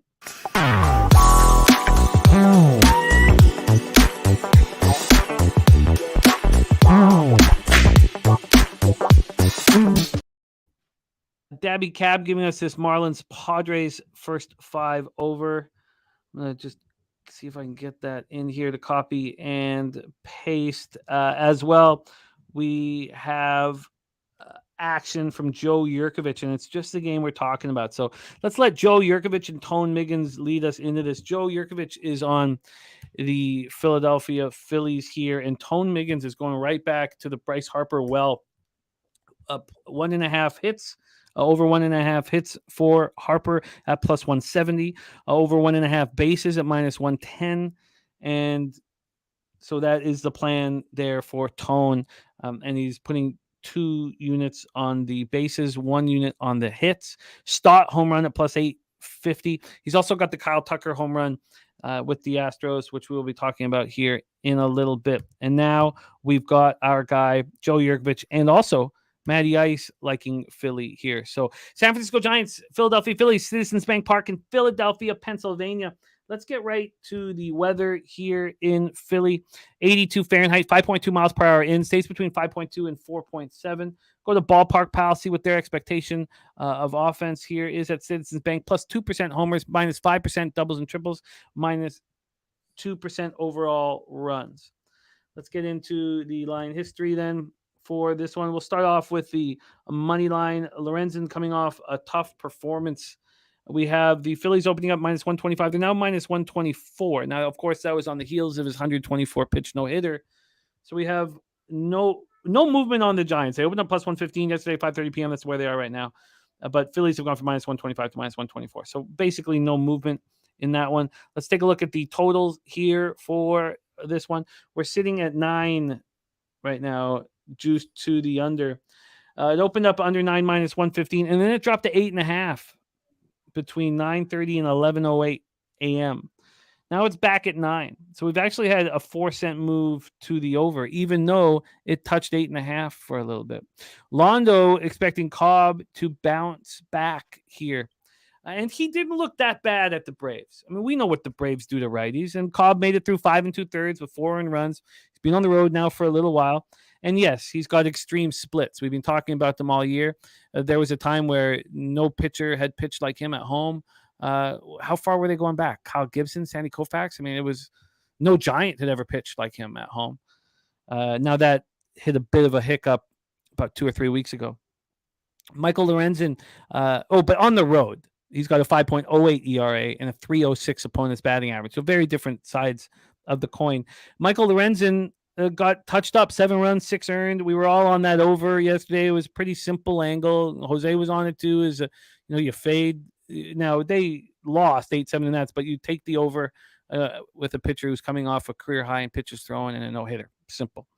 But the Giants aren't hitting righties at all. They are not doing it. 208, 589 OPS. How much did that 124 pitch outing take out of Lorenzen? I mean, those are questions you need to answer for your action. Phillies versus righties, 278, 866 OPS. Giants bullpen 4.28 ERA since August 1st. Phillies bullpen 3.26 ERA. Look, the Phillies are a dangerous baseball team. Now, they're the only team I have futures on. I feel like they're capable of playing any team in the league. Now, it's going to be very difficult to beat the Braves. And, they're going to be big dogs in that series. But I think they have everything covered to be able to play against the best teams in the league. 45% of the tickets, 52% of the cash is on the under. It's moved 4 cents to the over. And then we have 78% of tickets and 87% of cash on the Phillies. That's a lot of money to have on the Phillies with the market not moving towards them. Take it away for us here, Big Ragoo, Giants, Phillies. Yeah, Philly's one of the most dangerous teams, top to bottom lineup. They get all things clicking. I mean, it's almost a mirror image of last year where they were at with the Braves up top, and then they went through their little injury spells and started getting their healthy players back. Like Harper. That type of scenario seems like it's in the cards. But the interesting thing here is if you look at the National League wild card scenario, where they got 69 wins, so they're second place, 3.5 behind. Then you got the Marlins, 65 wins, the Cubs 65 wins, the Reds 65 wins, Arizona 66 wins, San Francisco 65 wins. So I'm going to say they're not locked in. They can make a run and do what they did last year without question. But I think San Francisco, normally this would be a get out of town game for me in this spot, with Philadelphia in the spot they're in. But every game means everything for this team going forward. And not that it doesn't mean for Philadelphia also, but, they lost 2. They're trying to avoid the sweep to go back home to San Francisco when they take on their next series. But I think Cobb, I think he comes back here a little bit. Lorenzen, I think he's still not getting his feet wet, but I think he's faced them like once. He's got, one win. I think he's 0-1 against them with a higher ERA. And Cobb's pitched well against the Phillies historically. And I don't think the Giants get swept here. I like the Giants, even though as dangerous as Philadelphia is. They're starting to hit the ball well. They're starting to play a lot better. But San Fran's been one of these up and down teams. I'm not crazy about the run differential. They're only in the +1 category there, but I think this is a good spot for Cobb. And I know you like Lorenzen as a pitcher also, but I think this could be a tough game. I think this will be more of a pitcher's duel also. I think we're not going to see a lot of runs here. I think they get out of town with a small W lower type scoring game, and I wouldn't be afraid to bet the first 5 under here. I could see like a 4-3 Chicago win or somewhere along those lines. I know 5-4 loses, but I could see like a 4-3 or 3-2 type game here, especially early on. I lean under, but I'm gonna back the Giants at a plus money spot here. Let's get it for you, Ragoo. That gives you the Giants at plus 118. Giants plus 118. Quinimus also interested in the San Francisco Giants here. Wine Time Sports on the San Francisco Giants. I'm going to stay off of this spot. I truly, I love Lorenz. I actually like both these pitchers. They're both pitchers that I can see it under. I can see a first 5 under too. What's the number on the under for the first 5? Let's take a look. Or the first 3. Give me a first 3 and a first 5. Sure, I'll give you the first 5 here because I can do it to get a feel for all of it. I can tell you Pinnacle is at 5 minus 120, and then we can also get you 4.5s at plus money. Although Bet Chris's 4.5 is minus 105, but we can't. So that means bookmaker the same. But I can get you plus money 4.5, and then for a first 3 here. Let me move over. Now, this is Bet 365. I mean, Will Hill, there's other books that give first 3s, but this is the only place I can bet first 3s. Pinnacle and Bet Online don't offer it. The first 3 here is under 2.5 at minus 110. Under 2.5 at minus 110. Yeah. Yeah. So, Ragoo has the Giants. I'll take the first 5. I'll do the 4.5 at plus. At a plus price, yeah. All right, so let's do that here. I noticed that the line kind of ticked up, shaded over a little bit. Still on 8.5, pretty solid, but I think the first 5 innings looks good. All right, the books that are giving more than plus 100 are, more than plus 100 are a dicey book. So we can give you the plus 100, but let's just see if Pinnacle, they're only showing that 5 at minus 120. So let's just go right. Put me down for Pinnacle. Give me the minus 120 at 5. All right. That is a first half under 5 minus 120. Yeah. But I should tell you their 4.5 is at plus 107. That's all right. Let's use the 5. And it's available, and it's 120 is not too bad. I always like having the 5 as a push. It's not like it's like minus 135 or something like that. 120 is not bad, so we'll take that. My guy Kelly McInnes is on the Phillies minus 1.5. By the way, Ron Crawford says now this is not a spreadsheet play of the day, but spreadsheet dog play is the White Sox at plus 196, which is very interesting. Now, I did copy and paste his spreadsheet play of the... Oh, yeah, because it's Severino. Okay. All right. Let's roll. So I get that. Let me just take one last look at that under here. Move over here. One last look at it. Yeah, I'd like to back Cobb. But I also like... I would need to sit back and bank on Lorenzen. And this should be a great spot for him because the Giants, don't hit righties. So then the question would be Cobb. I have some interest in what your action is. I'm going to put 3 asterisks and 3 question marks, so I'll look at that first 5 under a little bit more. Let's get into the double dip. 4:07 p.m. Eastern. We had a very interesting comment, and I wish I copied and pasted it from Nutflush Allen. A very interesting comment that just saying that Shohei is, and I'm paraphrasing, but Shohei is banged up. He's banged up. He's wincing when he's stretching and doesn't look perfect. And it's been a long year. And here's a guy I remember when I made the bet with Jose last year. I couldn't believe that this guy is able to do what he does and play games and not hit the IL. I'm pretty impressed with all of it. Ricky Levine is going to the Angels game today. What a beauty first game. 4:07 p.m. Eastern, 1:07 p.m. Pacific. This is impressive. And Nate Dogg with an interest says when a team gets rid of the front office, teams tend to show up the next game. Says White Sox could be a look. That's so legit, Nate Dogg. Your thoughts there, I have make a lot of sense in our sound. Let's take a look at the weather. We know it is hot on the West Coast. 81 Fahrenheit at first pitch, 8.1 miles per hour to right center. It gets up to 9.2 miles per hour. Not hitting those unders yesterday. It's about as frustrating. That two base error was just like I could. Just when it rains, it pours, I guess. Plus 19% home runs, but minus 5% doubles and triples, plus 7% overall runs for this beauty pitching matchup between Abbott and Ohtani. I guess other than Abbott's very first start of his career in the majors, this is his next most important start. The Reds, that was a huge win for the Reds to keep some sentiment of being in the race alive. The Reds open up at plus 143. They're now at plus 147. The Angels have only moved 4 cents from minus 156 to minus 160.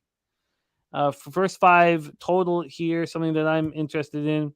It opened up under 4.5 at minus 122. We've seen a 14-cent move to the over. 14-cent move to the over. Wow. Let's take a look at what it is. Full game here. Offensive weather. We have the over 8.5. At minus 117 at Pinnacle. This opened up at 8. So we have barely a move to the Angels, and we have a legit move to the over. 85% of the tickets and 90% of the cash are on the under. Wow. The ball was flying yesterday, but Ashcraft and Giolito were fucking awesome.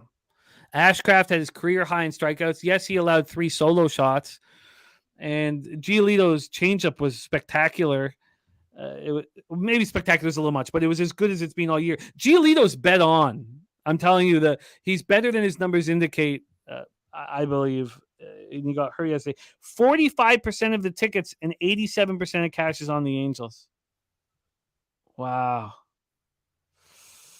Andrew G says if Ohtani's banged up, why are the Angels this high of a fave? See, I think the exact opposite, Andrew G. I think, wow, the Angels with Ohtani at home are just minus 160. I see this as the opposite, which is wild. And that's, again, we talk about how you can sort of, manipulate numbers to suit you. Rob Friedo still leaning to the first 5 under 4.5. So Andrew Abbott, the kid's a stud. Coming off 2 earned runs in 5 innings at home over the Guardians. It looks like he's hit a bit of a hiccup. He looked so spectacular to start off. Raymond Reichart saying Trout's back, and he didn't look good yesterday. He legged out a single for a 1-4 day, hit into a double play with runners on first and second with none out. Abbott here on the road, 3.16 ERA, 255 opponents batting average. He's only allowed 4 jacks over 37. Gifted Cartelson says, what do you think about the nerf fee in this game? I think that if you are going to back again, and Gagnon says Trout's back, that's why it's a big favorite. See, I guess I'm just used to Ohtani at home being in the minus 180 to minus 190 range. So I do not see this as a big favorite line. And I think that's telling. I think that this is probably an appealing line for Angels backers. And I think that I'd like to talk myself into the red side of things and overs if I can. But I wanted to talk it out with you guys. Ohtani at home, 6-3, 2.75 ERA, 179 opponents batting average. He has allowed 9 jacks in the 78 2/3 at home. He's coming off a great performance at home versus the Giants. He has consecutive home starts, which we know every pitcher loves. So you can imagine that Ohtani's in rhythm. And then we have this other very important stat, and that's that the Angels are just not hitting lefties right now. Now, will that change with Trout back in the lineup? They'll start moving in the other direction, I'm sure. 202, 512 OPS since August 1st. And the Reds aren't really hitting righties. Angels bullpen 6.87 ERA, although it looked pretty good last night. since August 1st, and the Reds 4.34. Let's hear what Wine Time says. He says, I think this line is exactly where it needs to be. So he thinks it is a sharp line. SLW Buck says Abbott's 5-0 plus 7.1 units when the total is 8 to 8.5 this season. Joe Jurgen says need to see lineups in this one. That's an important piece of the puzzle. And Deshaun G looking at Corbin Burns for the Brewers to record a win at plus 125 at DraftKings. I am fascinated about this baseball game. I will be watching this baseball game. I think everybody who's a baseball fan wants to watch this baseball game. Take it away for us here, Doc. Game 1 of the double dip Reds Angels. Yeah. Ohtani, like you said, he seems like he's moving a little differently at this point in the season. Abbott's been pretty good all year. One of the bright spots on the Reds rotation here. I think he'll be up to the task, to pitch a good game over there. And Ohtani, I'm not going to say the jury's going to be out of him, but like you said, it looks good for him, back-to-back home starts. And usually you expect a higher number, but I think there's some the bigger bets are on the there's more bets on the Angels, but the bigger bets are on the Reds here. So I think the Reds the sharps are definitely on the Reds in this spot. And looking at the total, I tend to agree. Even though we got two pitchers that show that this is a head scratcher that show that should be able to hold it down against opposing lineups. The way both the lineups are hitting now. But I think the Reds are more dangerous when they get on the bases. After score runs, a lot of speed, aggressive base running that they like to do. And then you got the X factor with Trout coming back too. So everything points under. Everything points, lower score game, but I think the game goes over, full game over. I think one of these two teams are going to blow up one another here. I don't think it's going to be a lower scoring type game, even though everything shows it to be. So I can see either the Angels winning by margin and shutting the Reds down, or the Reds blowing Ohtani up and winning by margin. So the dog money is more appealing to me. Just because of the fact that I think that the Reds hits lefties. Hits righties better, but Ohtani's not your everyday righty too. So I think depending on Ohtani's always the X factor in every game he plays in. So I just think that the Reds are up to the task here today at a lower plus money price that we'd like to get here. But I think that's indicating what the sharps think and what the market thinks also. So I'm going to be on the Reds here. Full game. I like it. I like hearing that. Joe Yurkovich, you're absolutely right. There's no way that Trout plays 2 games here. 0 chance of Trout playing both of them. So it's Wine Time saying the same thing, saying Trout will definitely sit game 2 if he plays game 1. Yeah. I guess, with we're talking game 1, obviously, but oh yeah, for sure. I guess we need to then take a look at what Trout's been doing against lefties and righties to decide, which spot he should bat against. Let's find out what game you expect him to sit here, basically. And Joe Yeager says Ohtani might sit game 2. And Ricky Levine says Ohtani's not going to last long. Sorry, Doc? He played both games the other day, Ohtani. He did, yeah. He played both in the last double dip. Tell me, didn't just say that today Angels made moves to chase a playoff spot and have absolutely fallen apart. I think 2 weeks ago this line would have been minus 190-ish. How much do the Angels have left in the tank? It was, when you look at this lineup now, it's a very tough lineup to pitch against, and yet they couldn't get enough done. Moose is starting to hit as well and playing well at Wine Time. That error by Schaudel, or however is pronounced, at first base, like that. One time that fucking crushed me, dude. All right, well, let's get Ragoo on the Reds full game. Ragoo is on the Reds full game here. Let's pull up the best line that we can get you, Doc. I also have interest in the Reds first 5 plus a half. I am hesitant. I'm hesitant. I'm really just way more hesitant than that. I thought that I was going to be able to trust Abbott here and fire, but I'm quite hesitant right now. I would like to, though. Plus 147 is the best. Plus 148 at our friends at Bet Online.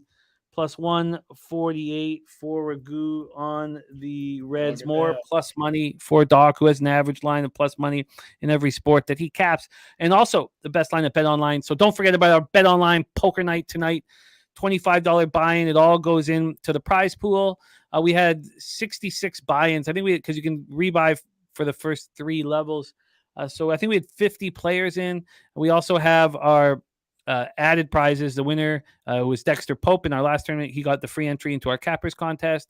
We also the Bet Online gives us 3 tickets, $109 tickets to the Sunday Showdown, which is their big weekly poker tournament. And then there's a $50 bounty on the head of Jeff Slaughter. That's all tonight. Jose will be hosting our live stream at 7:45 p.m. Eastern here, and it's going to be extremely enjoyable. So don't forget, and please sign up because we want to keep doing them. We can only do them and we need to do more. We're okay with the 50, cappers showing up on the first one, but we have to do more than 50 today. So please sign up. Please sign up. Well, I'm interested in the Reds first 5+1/2. If the Angels weren't so meek against lefties right now, I would back the over. I think it is pretty sharp. I'm also going to have interest in game 2. So I'm going to have the over as a big question mark here, but I think the Reds first 5+1/2, it will be very close to being a part of my action here. Londo thinks the Reds smash here. And Jeffrey Moore says that White Sox first 5 keeps rising. Yes, it's going to keep rising. That's the situation. Okay, let's go. Game 2 here. We're going to talk, we don't know a ton. The lineups are so crucial, but we're going to just do our due diligence here back to back. I always find that's the best way for me to move on a double dip is if we cap them back to back. So game 2, we're sitting here with the huge, I don't believe that. This can't be that big of a favorite line. This is crazy to me. Oh, no, it's wrong. Okay, so we're sitting here minus 130 in the minus 130 range. This opened up at minus 119 for the Angels.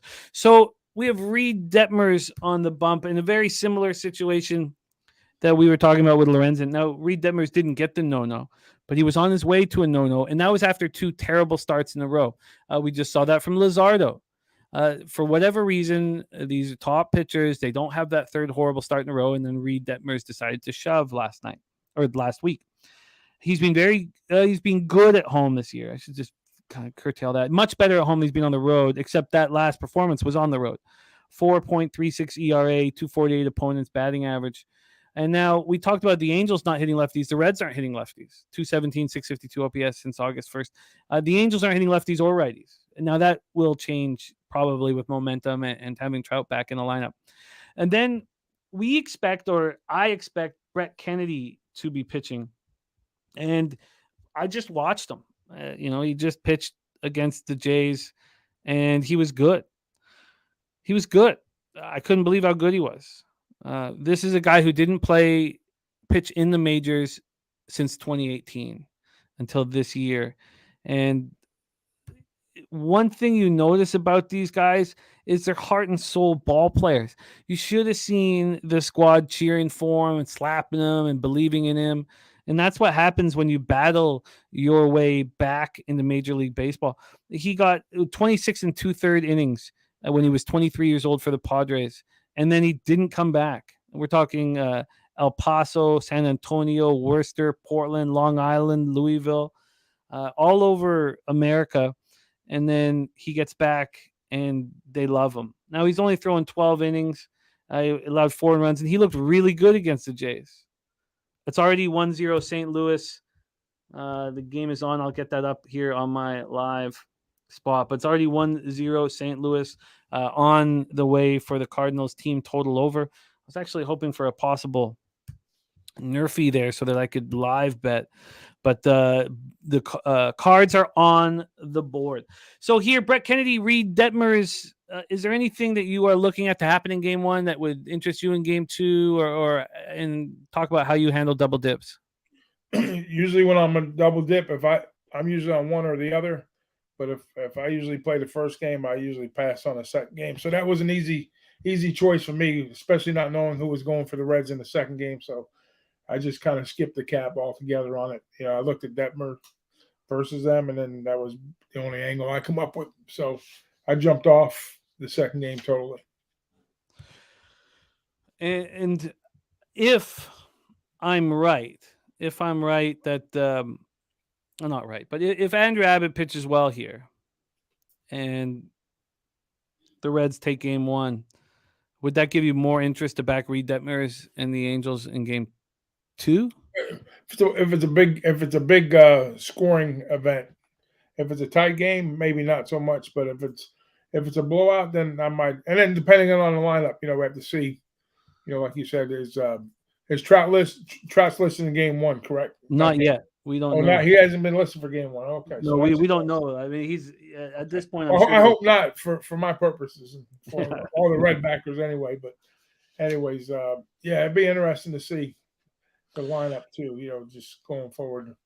We got two ducks on the pond as well in the Cards Pirates game. So it could break it out in a hurry against Luis Ortiz. Mark Sports Betting says take the Reds in both games. Says he thinks Reds win one of them. Okay. Yes, Christopher Comtini, 1-0 Cardinals. It's just the top of the first. And 1 out, 0-2 count on Wilson Contreras. And 1 and 2 count. Okay, let's move on. Let's move on here. 4:10 p.m. Eastern, more afternoon action for us. And we've already heard from Dabra Kadabra, star of the Unmuted Mic. Jose, do you have the picture of this week's guest for the Unmuted Mic, starring Dabby Cab and Dave Rogers? I find myself interested right away. Wow. Miami Marlins at San Diego Padres Petco Park in San Diego, California. Robert Franklin saying Detroit rain delay. Detroit rain delay. We need someone in Detroit to tell us what's going on here in Detroit. Detroit rain delay. I'll take another look when we're breaking something down. Sandy Alcantara against Seth Lugo, and we've heard the first 5 over already from Dabby Cab. He's on the first 5 over. Let's start with the weather in San Diego here. Start there. And we know how hot it is on the West Coast right now. 74 Fahrenheit, 8.6 miles per hour in. Stays around 8.6 miles per hour for the whole game. Let's take a look at Ballpark Pal. Ballpark Pal has Petco plus 2% home runs, minus 8% doubles and triples, and minus 6% overall runs. Let's get into the line history here. We'll start with the money line. The money line for this one is Seth Lugo minus 126. Doc, your reaction to her was so funny. This is a very calm, very, very composed. Just a wow. As composed and calm as possible. That one that sat with me for a little bit. It got funnier. I got to keep the replay in mind. You know what I mean? So I got certain eyes that might be watching my reaction. You were very cool, very calm, very collected. But I about knocked the desk over, if you know what I'm talking about. 5-cent move. 5-cent move to the Padres. We have a 5-cent move to the Padres. Let's take a look at the total for this one. The total sitting at 7.5 juice to the over.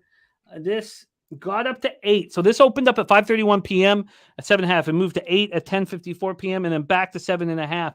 So at this point, we actually have 3 cents of movement to the under, even though there was enough interest in the over for Pinnacle to move it to 8 after 5 hours of being on the board. 78% of the ticket, 74% of the cash on the Marlins. We have a 5-cent move to the Padres. And then 43% tickets, 85% cash on the under. 43 and 85 on the under.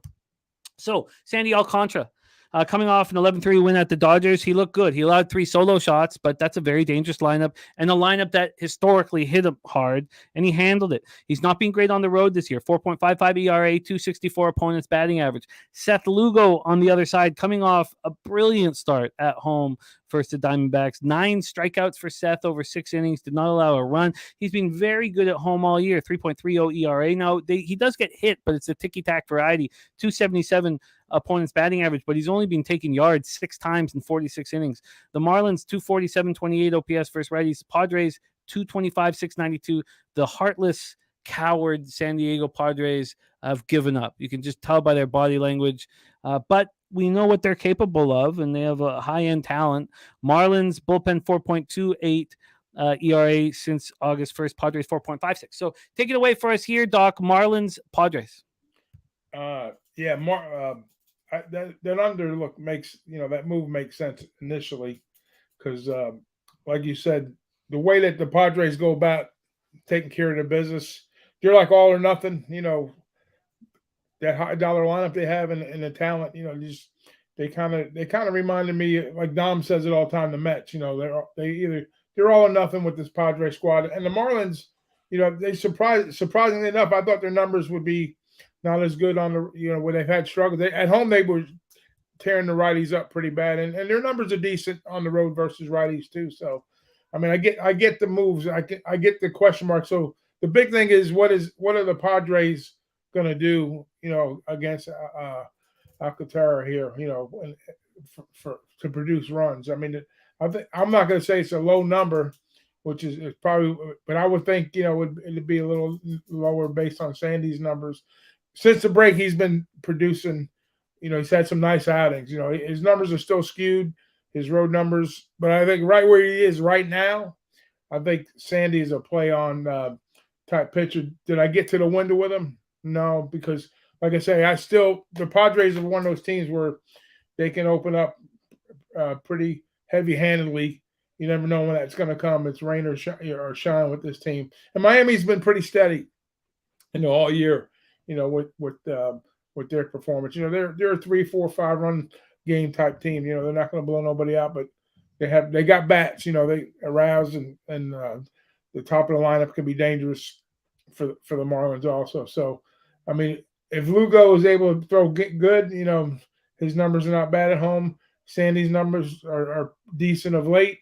The under kind of makes sense to me here, but I didn't get to the window. I couldn't make up my mind here, so I would lean towards the under, but and possibly on the Marlins side. But I think Padres are way more than capable of winning this game, even against Sandy. Like I say, that lineup is really dangerous. But if they mailed it in, like you said, heartless, whatever, then you're not gonna go against them every game. But it's hard to back a team when they're not gonna.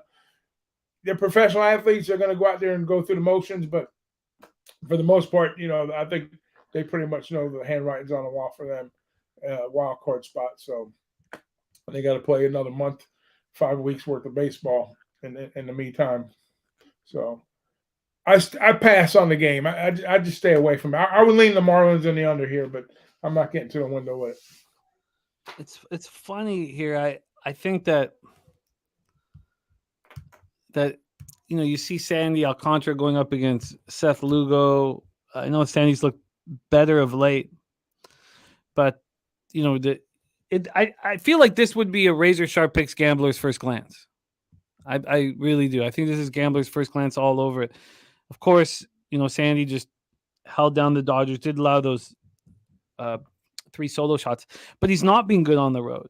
And, now you have the Padres off of a loss at home with the pitcher having consecutive home starts, was excellent last out. That's the other angle too, right? Lugo second, back-to-back starts. And then you have all this money on the Marlins, 78% of the cash. Was it 78? And yet the market's moving towards the Padres. So you have 78% of tickets, 74% of cash on the Marlins. The market's moving to the Padres. And who in their right mind would want to back this Padres squad? And yet the market's moving towards them. By the way, Mike M. Ribeye play today is in Bo Bichette. I've copied and pasted it. We'll discuss it. I'd like to see Bo heat up. He sure looked great in the field yesterday, unlike his dad, Dante, who was terrible in the field. This is interesting. I did not expect this, but I'm going to move on the Padres here. I think this is the time where nobody wants them. Yeah, makes sense. And why would yeah, you know, why would they be making it more appealing to back the Marlins? And yeah, I think, and then the issue, I think, like, I'm not going to pay any vig. So if I'm going to cut the vig, I'll have to take them on the -1 line, and that's what I'll do. I'll take the Padres on the -1 line. Alfred agreeing, I like that.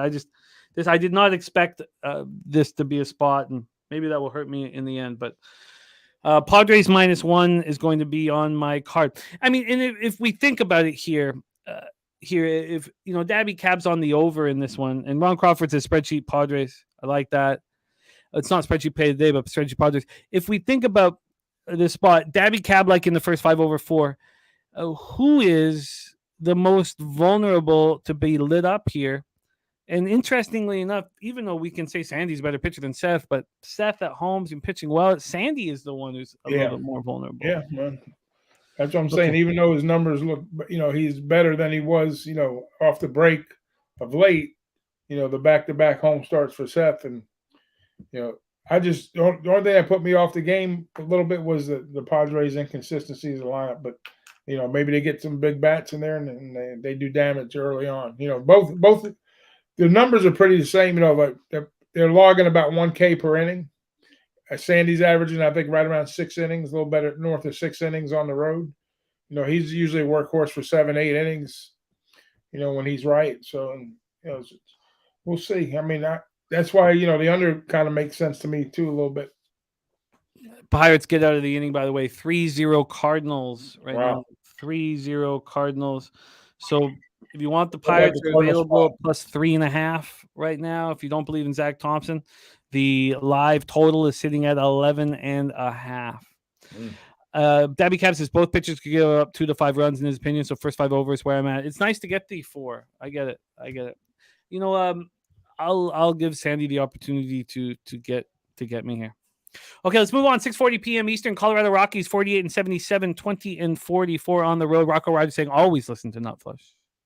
At Tampa Bay Rays.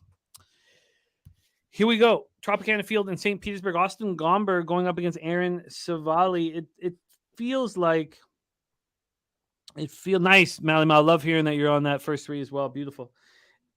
It feels like Wander not being around the ball club is possibly a good thing. We know before this horrible story, you know, he got benched for not all we were told by from Kevin was he wasn't being a good teammate. Maybe it's good to have him out off the line for the short term. I mean, obviously it's not going to help long term. Let's take a look at the line here. The Rays open up this total at 8.5 -105 to the under. It moved to 8 an hour and 50 minutes ago. 1 hour 50 minutes ago. Oh God, I can't wait for this goddamn Tigers game. I'm just this is why we love. I mean, yesterday was such a horror show and I didn't sleep, but I'm still so pumped up for my action. You know. Okay, let's take a look at the money line here for this one.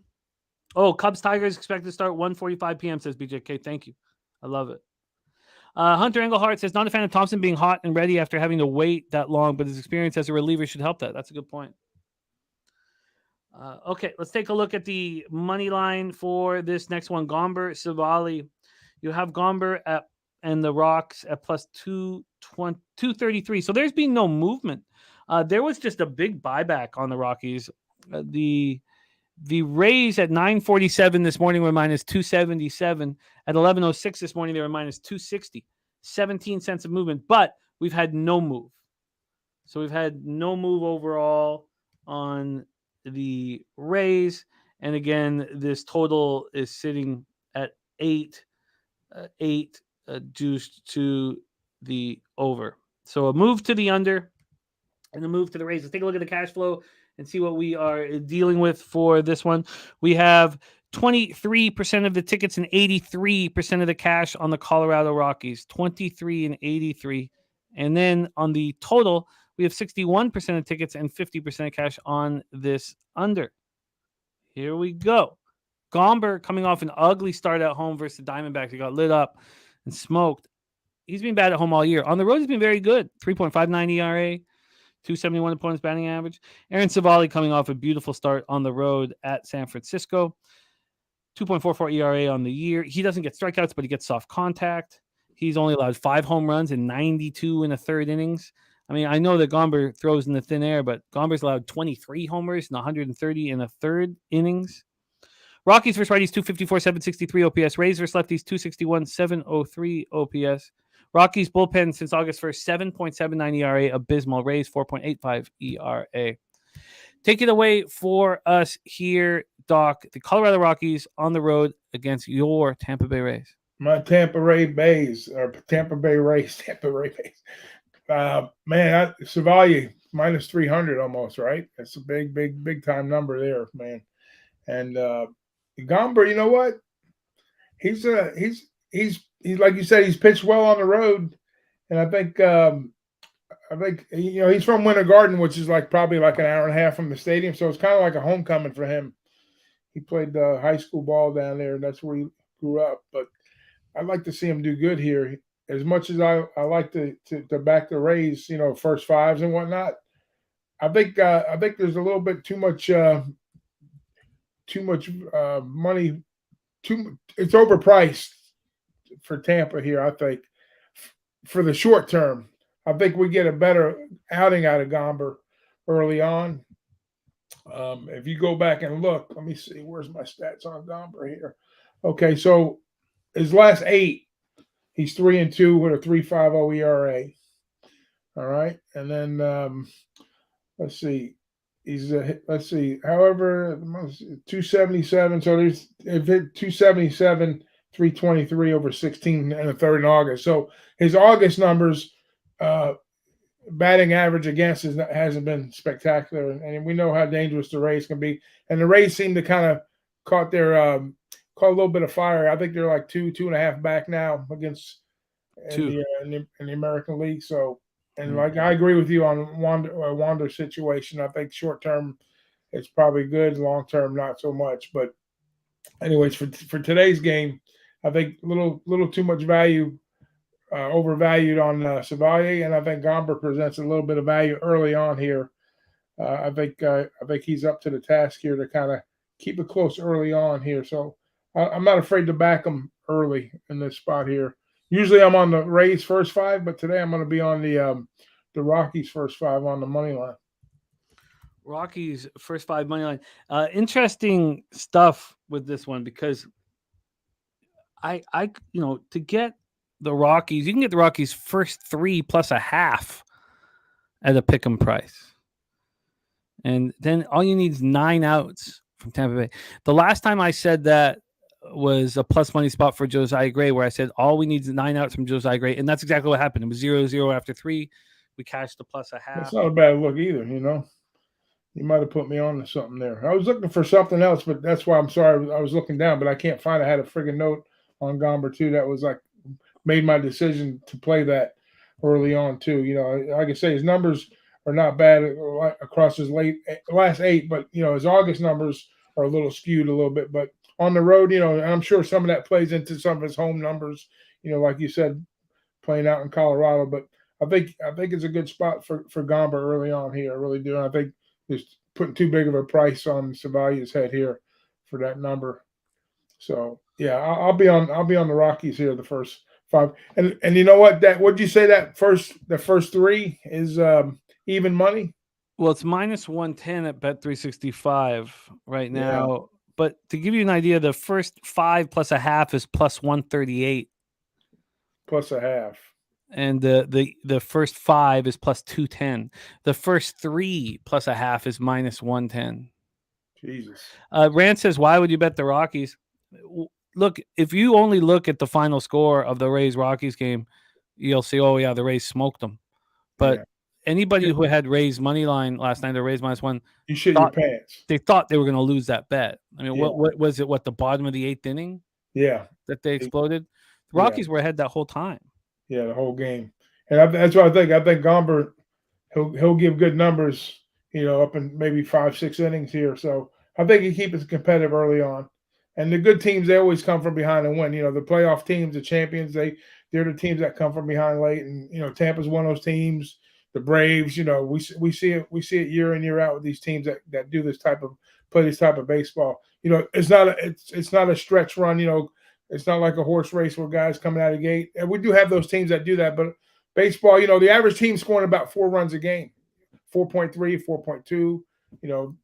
If you go back and look at what everybody scores on average for the year, you think, they scored 12 runs, and it's a lot closer than you think, guys. I mean, that's why the run line costs a premium to take it or lay it, So, anyways, I'm going to be on the Rockies first 5 money line. Well, listen to this. The Rockies first 5 +1 is +106. Maybe I'll split it. You're going to catch me in a double down spot now, right? Yeah. All right. You know what I'll do? I don't want to do the first 3 because I feel like I'm getting cheated a little bit. I know it's 9 ounce, but I definitely want the first 5 money line, and I'll do the +1, the +1 run also.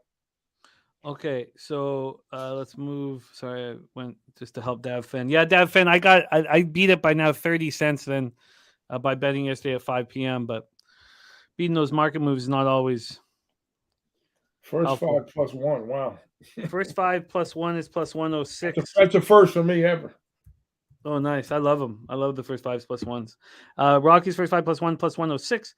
And you also want the first 5 money line? Yeah. And the first 5 money line +210. All right, let's go Gomber. First 5 +1 and first 5 +210.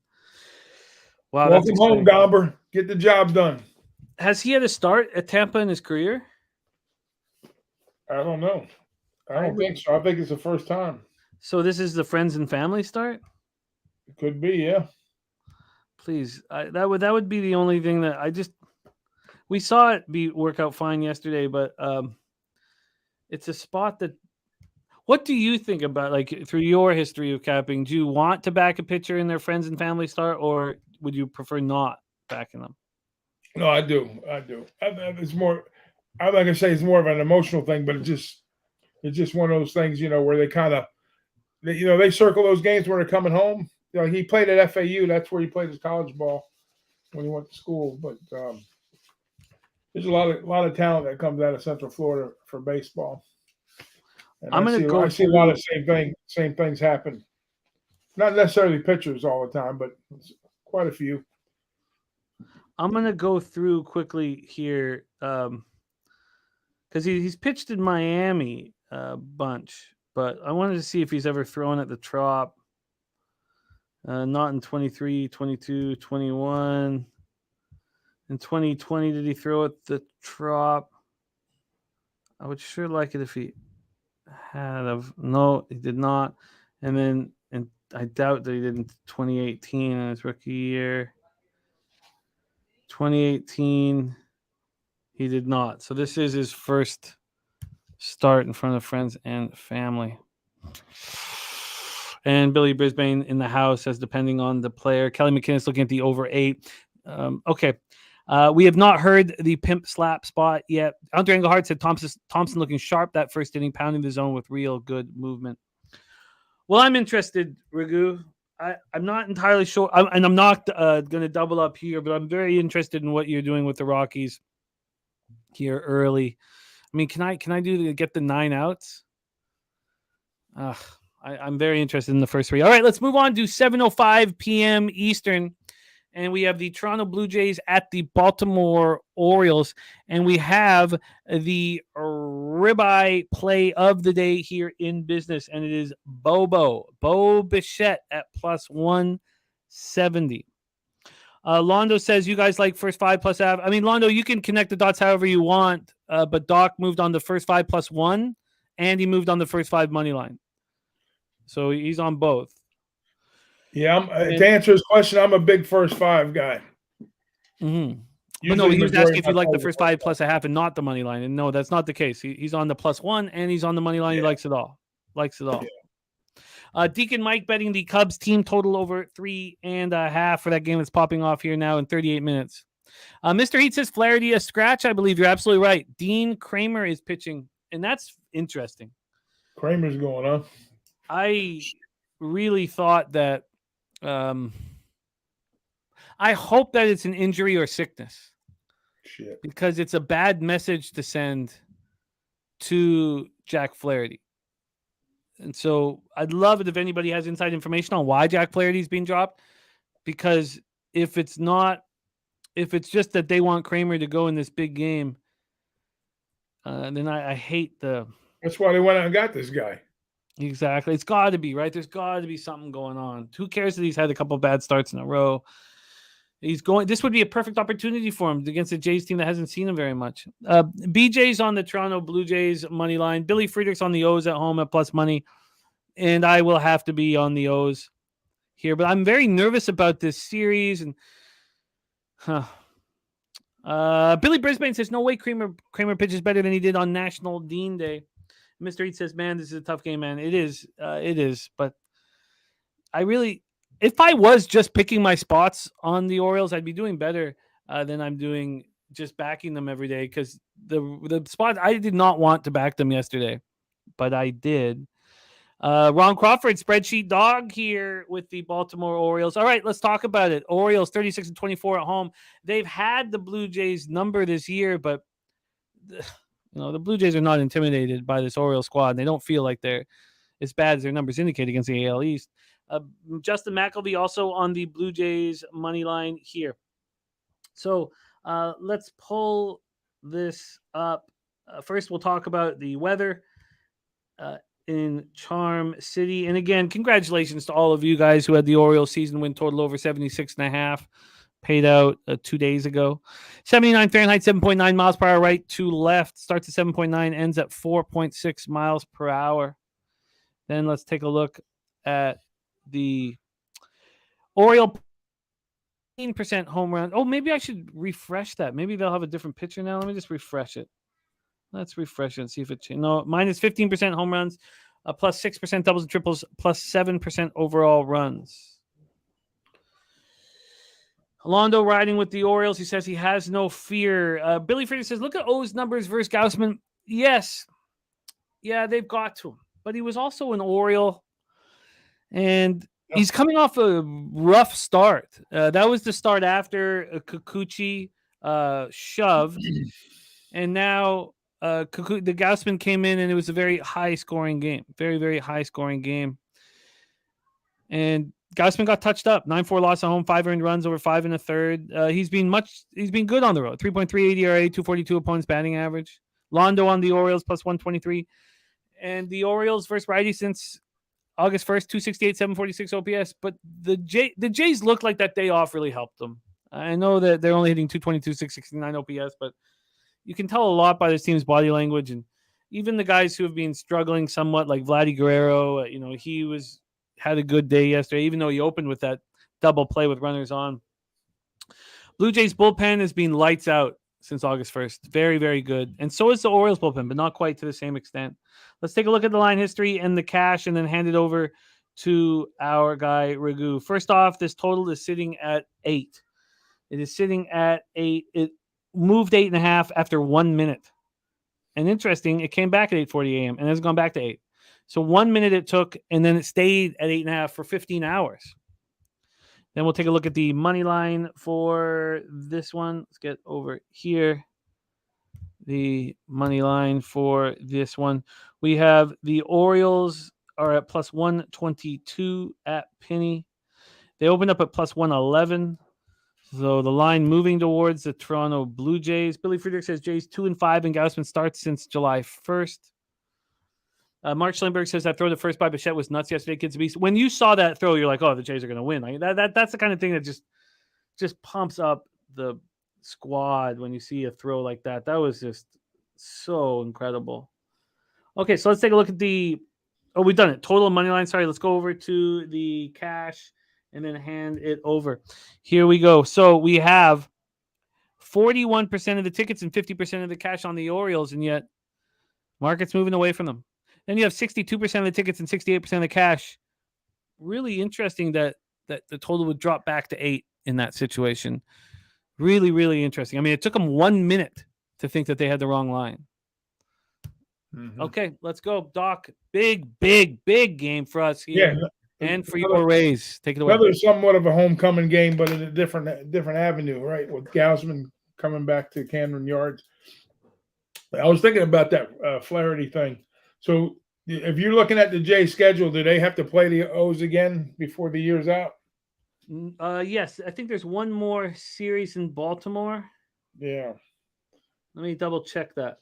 I just wonder if this is kind of like a chess move for the pitching matchups down the road, because I know Orioles are sitting atop of the league here, and then like you said, maybe I have a hard time believing that it's a move against Flaherty. I think there's other.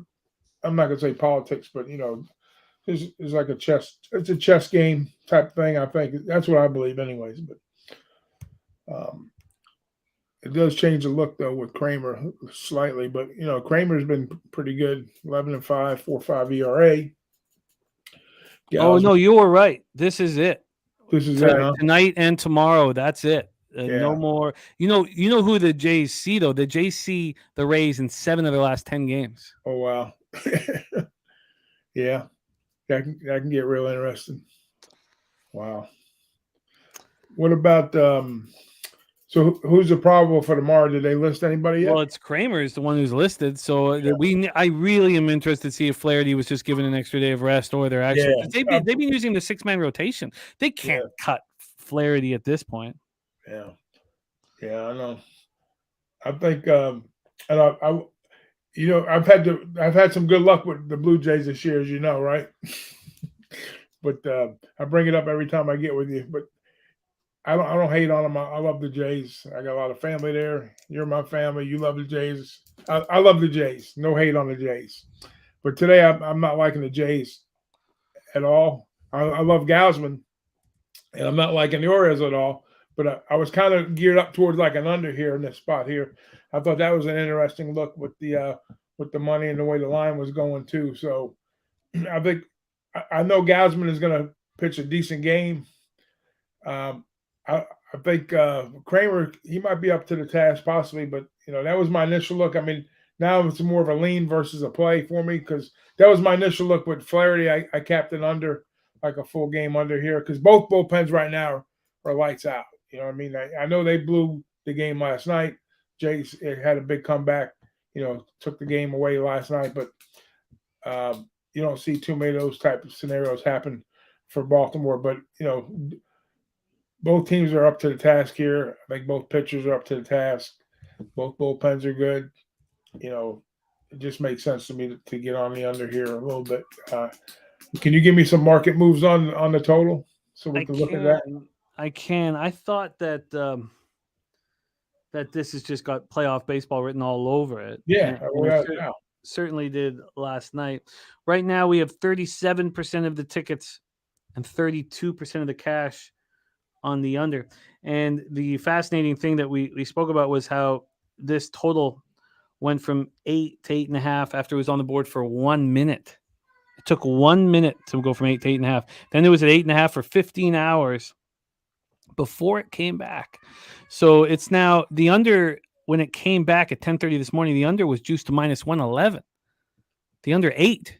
Now there's been buyback to minus 101, but the public is on the over here. And I'm going to fade the public in the spot. I think this game it's not going to be easy, but I think we catch an under here in this spot here. I think especially after they played last night. I know last night Baltimore left a bunch of guys runner scoring position. They were like 2 for 14 with runners in scoring position. So they left some guys on base and wind up the bottom of the ass. But that was a well played game. And I know you lost your heartbreaker on the first 5, like you were saying earlier on. So I think today we get it back, though. I think today is the day to redeem the under in that game here. We get it back today.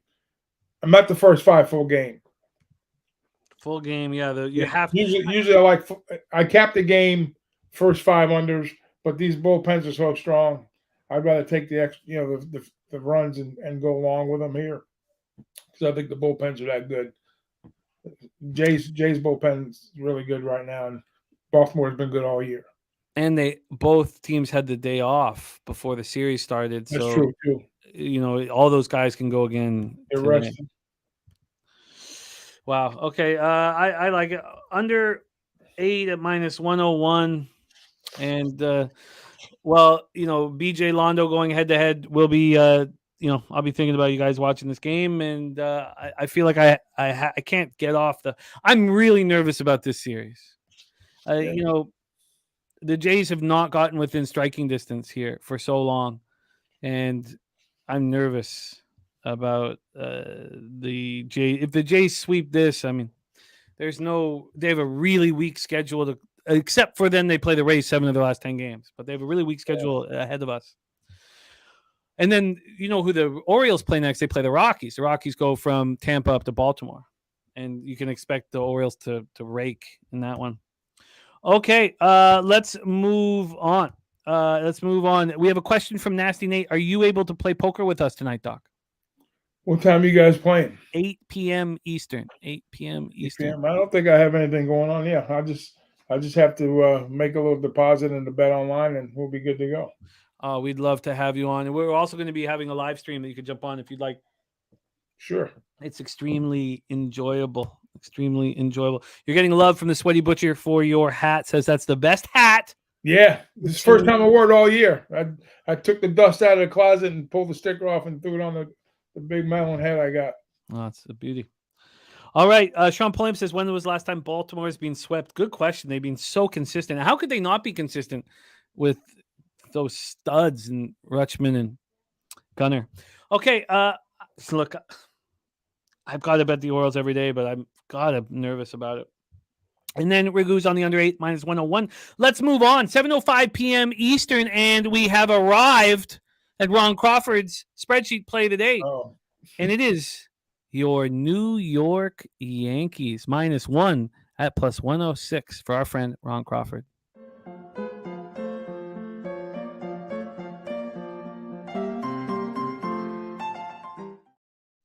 Bronx, baby, and the Yankees are losing. This is a massive losing streak for them. They're 35-32 at home, though, but they have the Boo Birds out in unison. Nationals 58-68, just 10 games under 500. They've been a great road team all year, 29-32 on the road. Great for gamblers.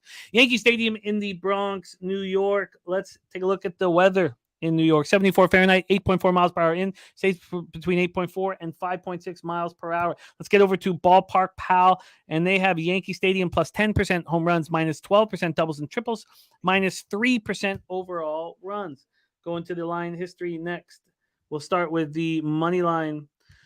The Yankees are sitting at minus 137. They opened up at minus 128, so we have 9 cents of movement towards these New York Yankees. Then let's go over to the total in this one. We have the total sitting at 8.5. It opened at 9. Dropped to 8.5 at 8:55 a.m. Stayed at 9 for 15 hours, and now it's at 8.5. This is a pretty fascinating one. It's a pretty fascinating one. The market believing in the Yankees and believing in the under, which means the market believes in Luis Severino, who wasn't as horrible as it looked in that 5-0 loss at Atlanta. Let's take a look at the cash flow. Of the 43% of the tickets are on the Nationals and 57% of the cash, and the market's moving towards the Yankees. Then you have 42% of tickets and 51% of the cash on the under, and the market is moving towards the under. Severino here, coming off that 5-0 loss at Atlanta, he allowed 5 runs in 4 innings, but only 3 were earned. That's an important piece here, an important piece. Nate Dogg on Washington run line and money line. BJ says Nationals are no or no bet. DC Capper on the Nationals. Look, Markel, I don't think anybody thinks that the Yankees are due, and we don't believe in that. You take every game as its own situation. Here you have Mackenzie Gore, who's been lights out at home, coming off a spectacular home start against the Reds. Didn't allow a run over 6 1/3. On the road, he's been bad. 5.11 ERA, 254 opponents batting average. And then you have the Yanks since August 1st. They're hitting 381 with a 1,030 OPS against lefties. And you put all that together, and look, the capper that we'd worked with for some time, Rick J, who I thought we were friends, but I told, he was betting the Giants every day, and that was great, all for him. But I was on the other side when the Giants had the 11-game winning streak, and that's when he called me the crybaby pussy. The Padres won that game 11-0. I just think a great job, Nutflush, man. You're a beast. I just think that situationally, I agree completely with Ron Crawford here in the Yankees. And I think the market agrees with him. And I don't, you look at certain cappers, like, and we used Pete Rose that day, because Pete Rose says, all you do, bet streaks, bet streaks, bet streaks. I'd love to be Pete Rose's bookie.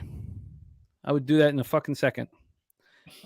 Take it away, Ragoo. Nationals, Yankees. Your thoughts on Severino, your thoughts on the spreadsheet play today, and your thoughts on your beloved Yankees. Number one, I'll start out with Ron Crawford's spreadsheet play today. There hasn't been anything more consistent on the show, right? As far as that goes, longevity. So I have the ultimate respect, and I hate to be even thinking about on the wrong side of that, but we do go up against each other, but not today, Ron. So thanks for that. But yeah, Severino's situation, it hasn't been a pretty picture.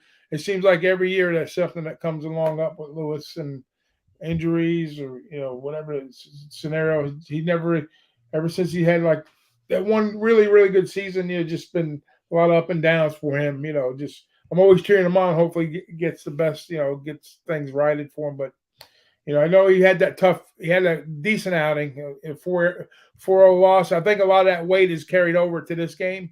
If you pull that Atlanta game out, I mean, if you go back and look at what he's done season-wise and you take the Atlanta game out, it has been pretty overall. And Washington is one of these teams, that they could pop up and I want to say play spoilers, but they're playing loose baseball, and it's a real low number in my book, for Severino and the Yankees at home, who have been smashing lefties on top of that too. So.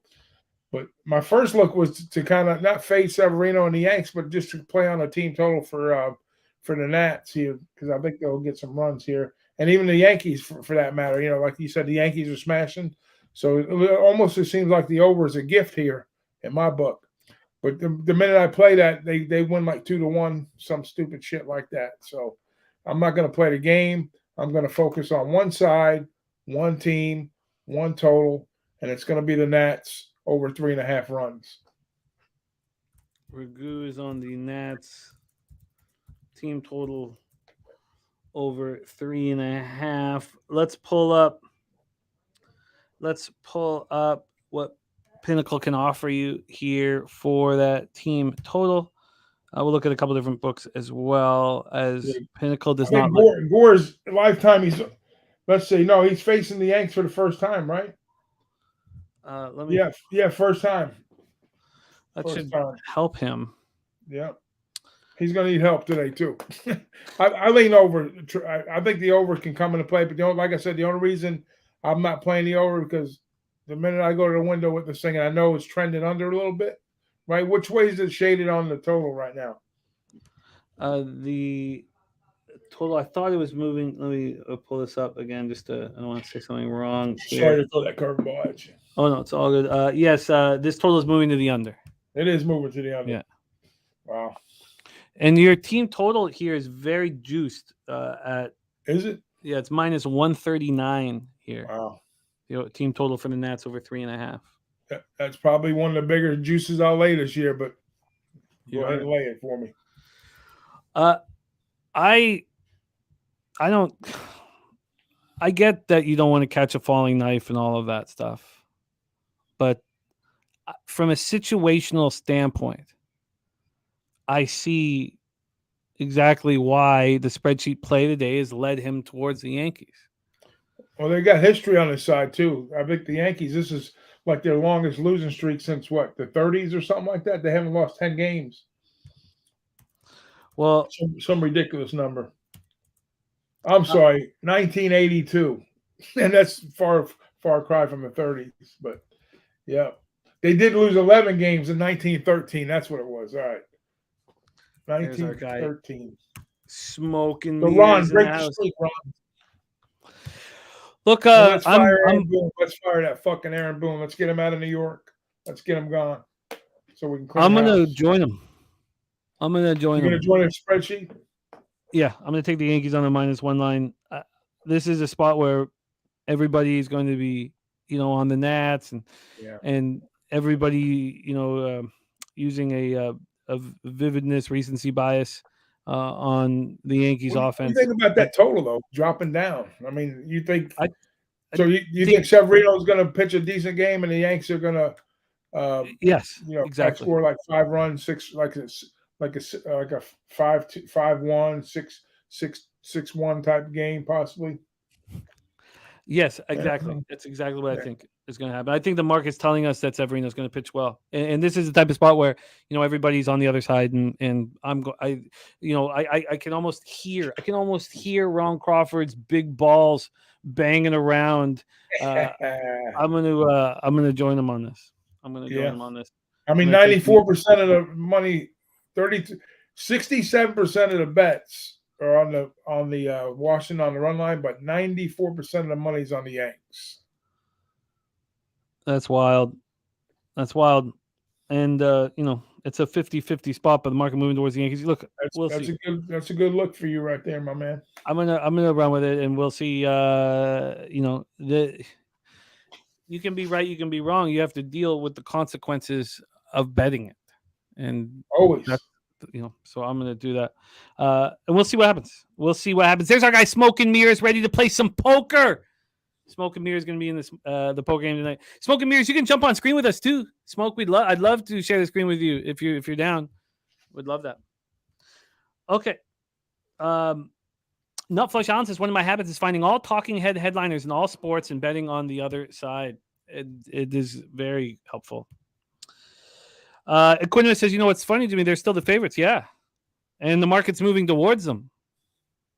And because I think that the numbers warrant it. If we are going to use our own biases because of what we watched, I mean, that can work. But okay, it's that's part of the fun. We don't all have to agree.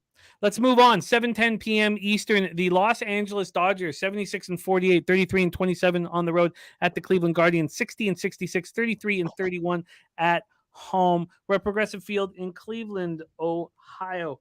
Let's take a look at the line history here. We'll start with the weather in Cleveland. Maybe they got some rain as well. No, they don't. Beautiful weather there. 85 Fahrenheit, 8.7 miles per hour out. Stays between 8.7 and 7.1 miles per hour.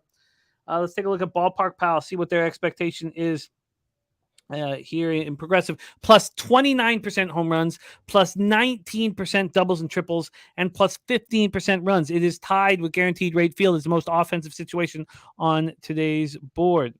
Sammy Comer says Yankees 8-0 straight up, facing a 10-game losing streak. Thank you, Sammy. There it is. Somebody to make me feel a little better about that. There you go. But when I ride with Ron Crawford, which I only do if it's like I don't tail. I only do if it correlates with the way I kind of see it in the market, and we've been very successful when we ride together.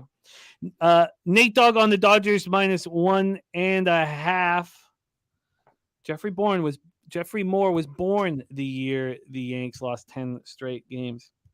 All right, so let's take a look at this situation here.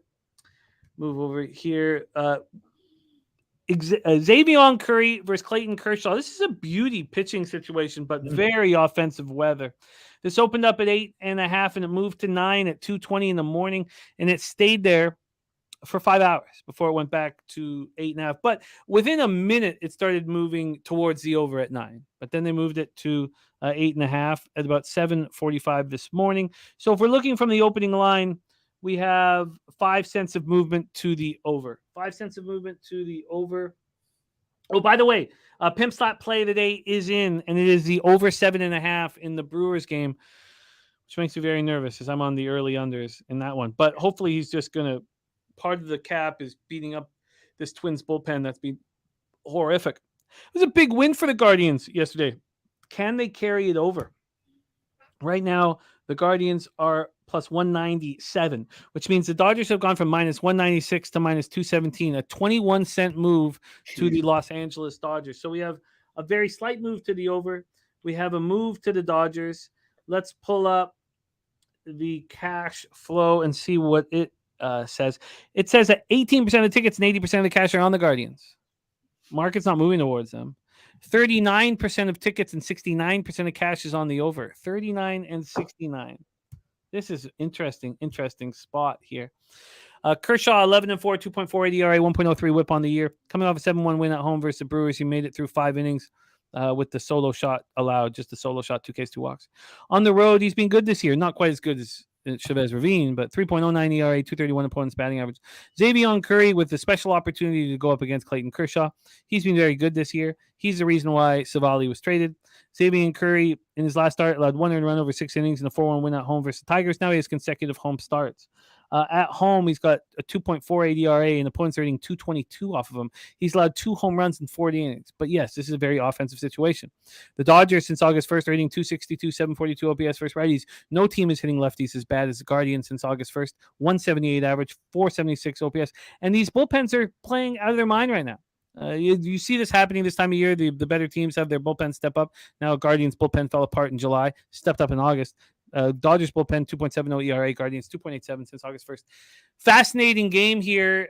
You know, the stats and the numbers would make you want to bet the under, but the weather would make you want to bet the over. Dav Fenn says this is the easiest play of the day. Says Dodgers destroy in Cleveland tonight. He's on minus 1.5 and he's laddering it. There's our guy DX Filer in the house. Rocco Rogers on Mookie over 1.5 bases. Take it away for us, Doc. Dodgers, Guardians at Progressive. Yeah, the weather, like you said, you know, strong over numbers here. You know, just Kershaw, second start back, coming back, you know, and Curry, like you said, that was a head scratcher with Savali, but now we know why. You know, he's kind of stepped in that role there moving forward. But I think they're going to have a hard time making the playoffs. I still believe that. I still think we have the one team come from the Central, and that's going to be it. Last year, they kind of flipped the tables on Minnesota. Minnesota's kind of, it's not a big lead, but anything can happen. But they're going to have to beat the bigger teams. And here's where Cleveland struggles. They get the wins, occasional win versus a, you know, above 500 team.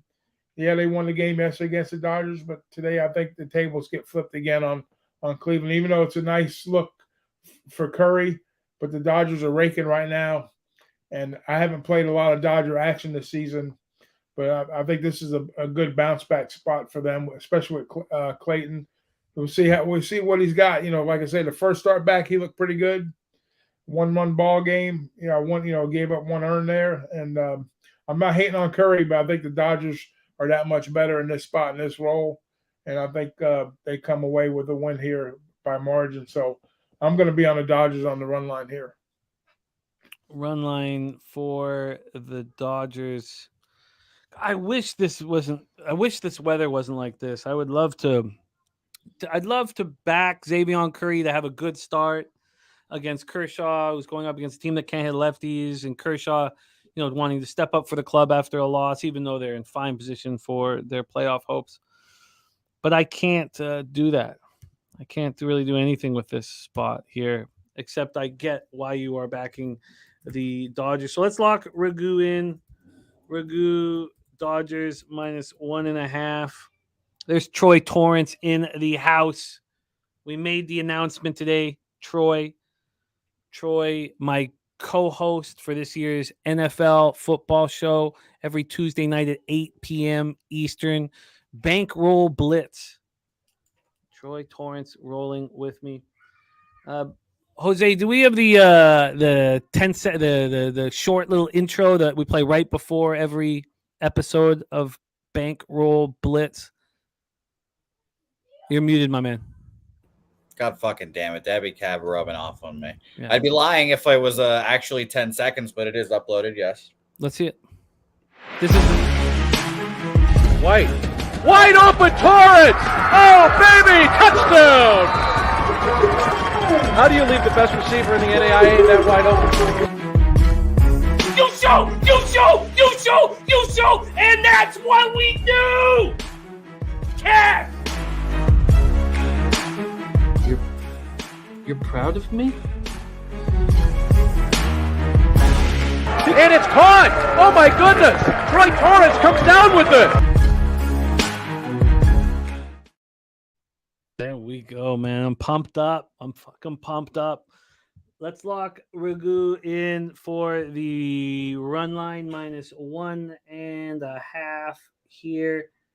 Dodgers bounce back spot for Doc. Let's go do full game run line and see what we can offer you. We can offer you. Here we go with these Dodgers -129 at Pinnacle and MyBookie. -1.5 at -129. Let's grab that here. -1.5. -129. All right. Let's roll on. I get it. I get why you're on the Dodgers here. Feels kind of square, but Curry, respect to him. Still nice work over there, but just a spot. Kind of like the Cardinals that I didn't play. That I liked as a spot, but I played this one. So yeah, no, respect. Respect. All right.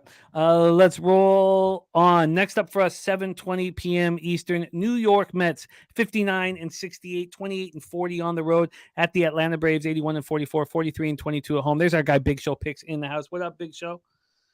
So Jose Quintana going up against Charlie Morton. Quintana versus Morton here. Morton coming now off back-to-back starts where he hasn't allowed a run. Back-to-back starts where he hasn't allowed a run. And I find it very difficult to believe that he could do this 3 in a row.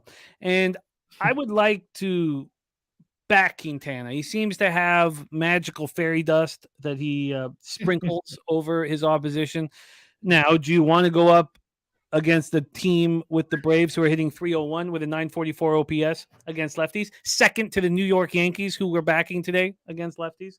Quintana versus Charlie Morton. Let's go to the weather here first in Atlanta. 92 Fahrenheit, hot Atlanta. Feels like 96 at 7 p.m. at night. 7.1 miles per hour left to right and slightly in. Dies down to 5.5 miles per hour.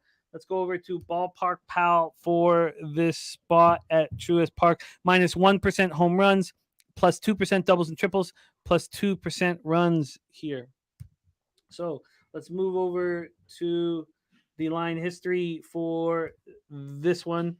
We have, I still got the run line up. So let's move over to the money line and let's go. Here we go. We have Morton and the Braves sitting at -191. -191. This opened up -183. So they've had 8 cents of movement towards them. Let's go over to the total in this one. We're sitting at a 9.5. Now a 10. 10s have popped up at Pinnacle, Bodog, BetCris, Bookmaker. It's not the first time it's gone up to 10. The last time it dropped down to 9.5. Now we're back at 10 again. So we're sitting at 10 o'clock here right now. Just give me 1 second to yell at my children here.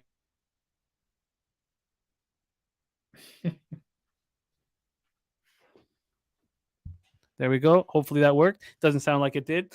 Quintana going up against Charlie Morton. There's the Dab Father in the house. What up, Dab Father? Here we go. Quintana, 1-4, 3.03 ERA, 1.26 WHIP, 25 strikeouts and 35 2/3. He's allowed 1 home run on the season. His last start, he shut down the Cardinals. They hit lefties hard. On the road, he's been very good. That's where he's allowed that solitary home run in 24 and 2/3 innings, 233 opponent's batting average. Charlie Morton, 3.54 ERA, 1.43 whip, 134 and 2/3. In his last start, 10 strikeouts, back-to-back starts, not allowing a run. He's been very good at home all year, 3.56 ERA, 234 opponent's batting average. Mets seem to care when they play the Braves. You know, they seem to turn it on when they play the Braves, but their bullpen's been trash. Braves bullpen's been the best in the league. Let's just take a look at the cash flow because that was the last thing that we haven't done. And then we've got everything straight and sorted. For the cash flow, you have 80% of the tickets, but just 61% of the cash on the Braves. Interesting. And then for the total, you have 26% of tickets on the under and 50% of the cash, but we have seen it go up to 10. This is an interesting one here. Take it away for us, Ragoo. New York Mets, Atlanta Braves. So you got a couple of veteran pitchers here. You know, like you said, the fairy dust with Quintana and Morton of late. You know, having some good success. You know, can he go back on that? The one thing I was a little concerned about looking back here, I think didn't they just see Quintana back in August, like a couple weeks ago, or a week or when was it? August 12th, I think. They 2 starts ago, right? Yeah. Huh? Yeah, I believe it was 2 starts ago. 2 starts ago, yeah. So, I mean, that's something, you know, I'd be a little concerned about possibly. But, you know, I know they're talking about Albies. He's not going to be back till Friday. So that'll help them out when he gets back. But they got 7 guys in the lineup that's hit over 20 home runs. And Quintana's numbers haven't been spectacular against the Braves, but, you know, like I say, he's one of them wily vets, and I think the number kind of climbed up a little higher than I like to see it. I think this might be a sneaky under here with these 2 pitchers, even though they have seen them back August 12 here, and Morton's pitched a little bit, but, you know, has pitched pretty solid of late. Quintana's a pretty decent pitcher, even though he's, you know, 1-4 with a 3.03 ERA. So I think this is a sneaky good under here. I hadn't made it official, but if I do play it, I'll tweet it out later. But I kind of lean towards the under here. I think the numbers kind of got away. I think 10's too many in this spot here, and maybe lean first 5 also. But I know the Mets bullpen is trash. The Braves have got one of the better bullpens in Major League Baseball, so I have to put the onus on the Mets to kind of hold things down with Quintana early and not let it get away. So, but I like the 10 under the 10. I'll lean that. A lean towards the under 10. Well, I tell you, Quintana shut down the Braves 2 starts ago. I can't explain what he does. Like he's so crafty. He's such a crafty vet. Yeah. Why wouldn't? And then I like being on the other side of a pitcher who's just gone scoreless in 2 straight starts. I'm getting the first 3 plus a half at even money on the New York Mets, and I will bet it. Yeah, I'm going to bet the first 3. What's the first 5 plus a half? Let's pull that up. We'll get a little with Pinnacle because they'll give you a better line here.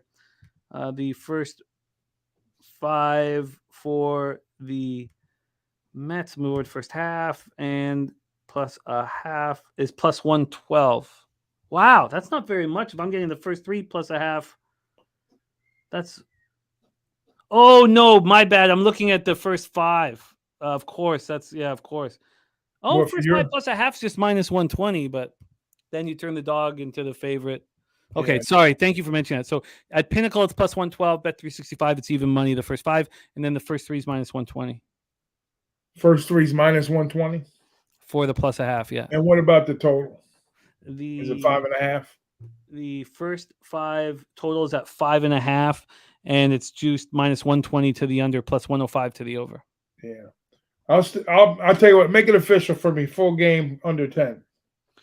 The full game under 10 is minus 114. Yeah, that's what we'll do. Oh, BJ says Cubs Tigers about to start. God, need to still kept my day off. I mean, my day started off with the Tigers yesterday. Well, first 3 innings, but then everything else fell fucking apart. Okay, let's get Ragoo here. Ragoo, full game under 10 at minus 114. Oh, minus 113 at Bookmaker. Thank you, Billy, my guy. All right, I'm going to be on the I wonder if it's breaking one of my rules, turning the dog into a fave here. Ton of action today. Holy shit. Yeah, it's going to be a wild day. I'll either crawl out of a hole or dig a bigger one. Oh, what? Then they don't give me the Tigers games here at on Bet365 because it's so close to the border. That's such bullshit. Okay, we move on. Our final game on the board, and it's been too long. Oh, Brandon the Great. Now keep in mind, I bet this yesterday at 5 p.m. But I got the. Sorry, where the hell is it? I got the Tigers first 3 minus 125 and first 5 at minus 115. Minus 115. Now, beating market moves have not helped me, but we'll see here.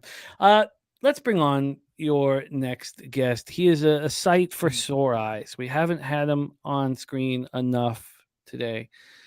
Proud Venezuelan here. Please welcome the star of Say Hey Plays of the Day, Jose Bouquet. Jose, how are you? I'm doing well. I'm glad that I guess we're all in the Yankees.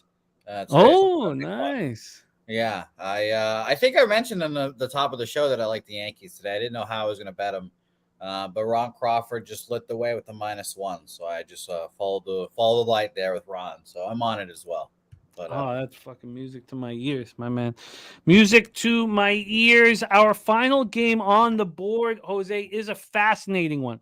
The Boston Red Sox, 66-60, 31-32 on the road. The Houston Astros, 72-55, 35-29 at home, and they must win now with the Seattle Mariners breathing down their throats. Very interesting pitching matchup here with Chris Sale, old cracky on the mound, going up against Jose Urquidy, who has been pulled from the rotation. His last appearance was out of the bullpen because he's got a 5.21 ERA. So let's pull up the line history. We know the roof will be closed in Houston. So let's pull up the line history. We'll start with Urquidy and the Red Sox. Urquidy and the Astros opening up at -112, now -107. So we have a 5-cent move to the Boston Red Sox. Let's take a look at the total here in this one. It is sitting at 8.5 or 9, depending on where you shop. Pinnacle moved it from 9 to 8.5 at 9:49 this morning, and that's where it stayed. So we have a move to the under and a very slight move to the Boston Red Sox. Londo is on the Astros, but Nasty Nate says the Red Sox smash, and Alfred says Red Sox for me today, and he backed Astros the last 2. Leon, a.k.a. Big Daddy Boom, a.k.a. Mr. Know-It-All, says Braves offense underperformed of late. Oh, I like seeing all that. But he says expect Braves offense to be on tonight. Oh, and so does Nutflush Allen, by the way. He sent me that message expecting the Braves offense to be on, which makes me nervous. Okay, so let's discuss the cash flow here for for Red Sox Astros. 42% of the tickets, 61% of the cash on the Astros, but line not moving towards them. 65% of the tickets, 91% cash on the over, and yet it's moving to the under. Londo says fade Red Sox. Astros are the side. Chris Sale, 5-3, 4.50 ERA, 1.12 WHIP, 68 innings. He came back on a pitch count through 4 1/3. 3 runs, 2 of which were earned, 3 Ks, 3 walks, and 10-7 loss at the Nationals. He didn't look very good, and he's not looked good on the road this year. 5.20 ERA, 257 opponent's batting average. We talked about Urquidy's last appearance. He went 2 innings out of the pen, didn't allow a run against the Mariners. His last start was Sunday, August 13th. He went 5 innings and allowed just 1 run. He's been poor at home, 268 opponent's batting average, 4.35 ERA. K to walk ratio, nice. Red Sox are hitting righties hard right now. And the Astros are smashing lefties since August 1st. 326, 992 OPS. Red Sox bullpen, 5.97 ERA since August 1st. Astros bullpen, a minuscule 2.25 ERA. Rant says Sale bad. Same with Urquidy. Take it away for us here. And the Cubs went 1-2-3. Oh, Kelly, my friend. That is exactly what I needed to hear. Jose, take control. Your Boston Red Sox. Are you a believer?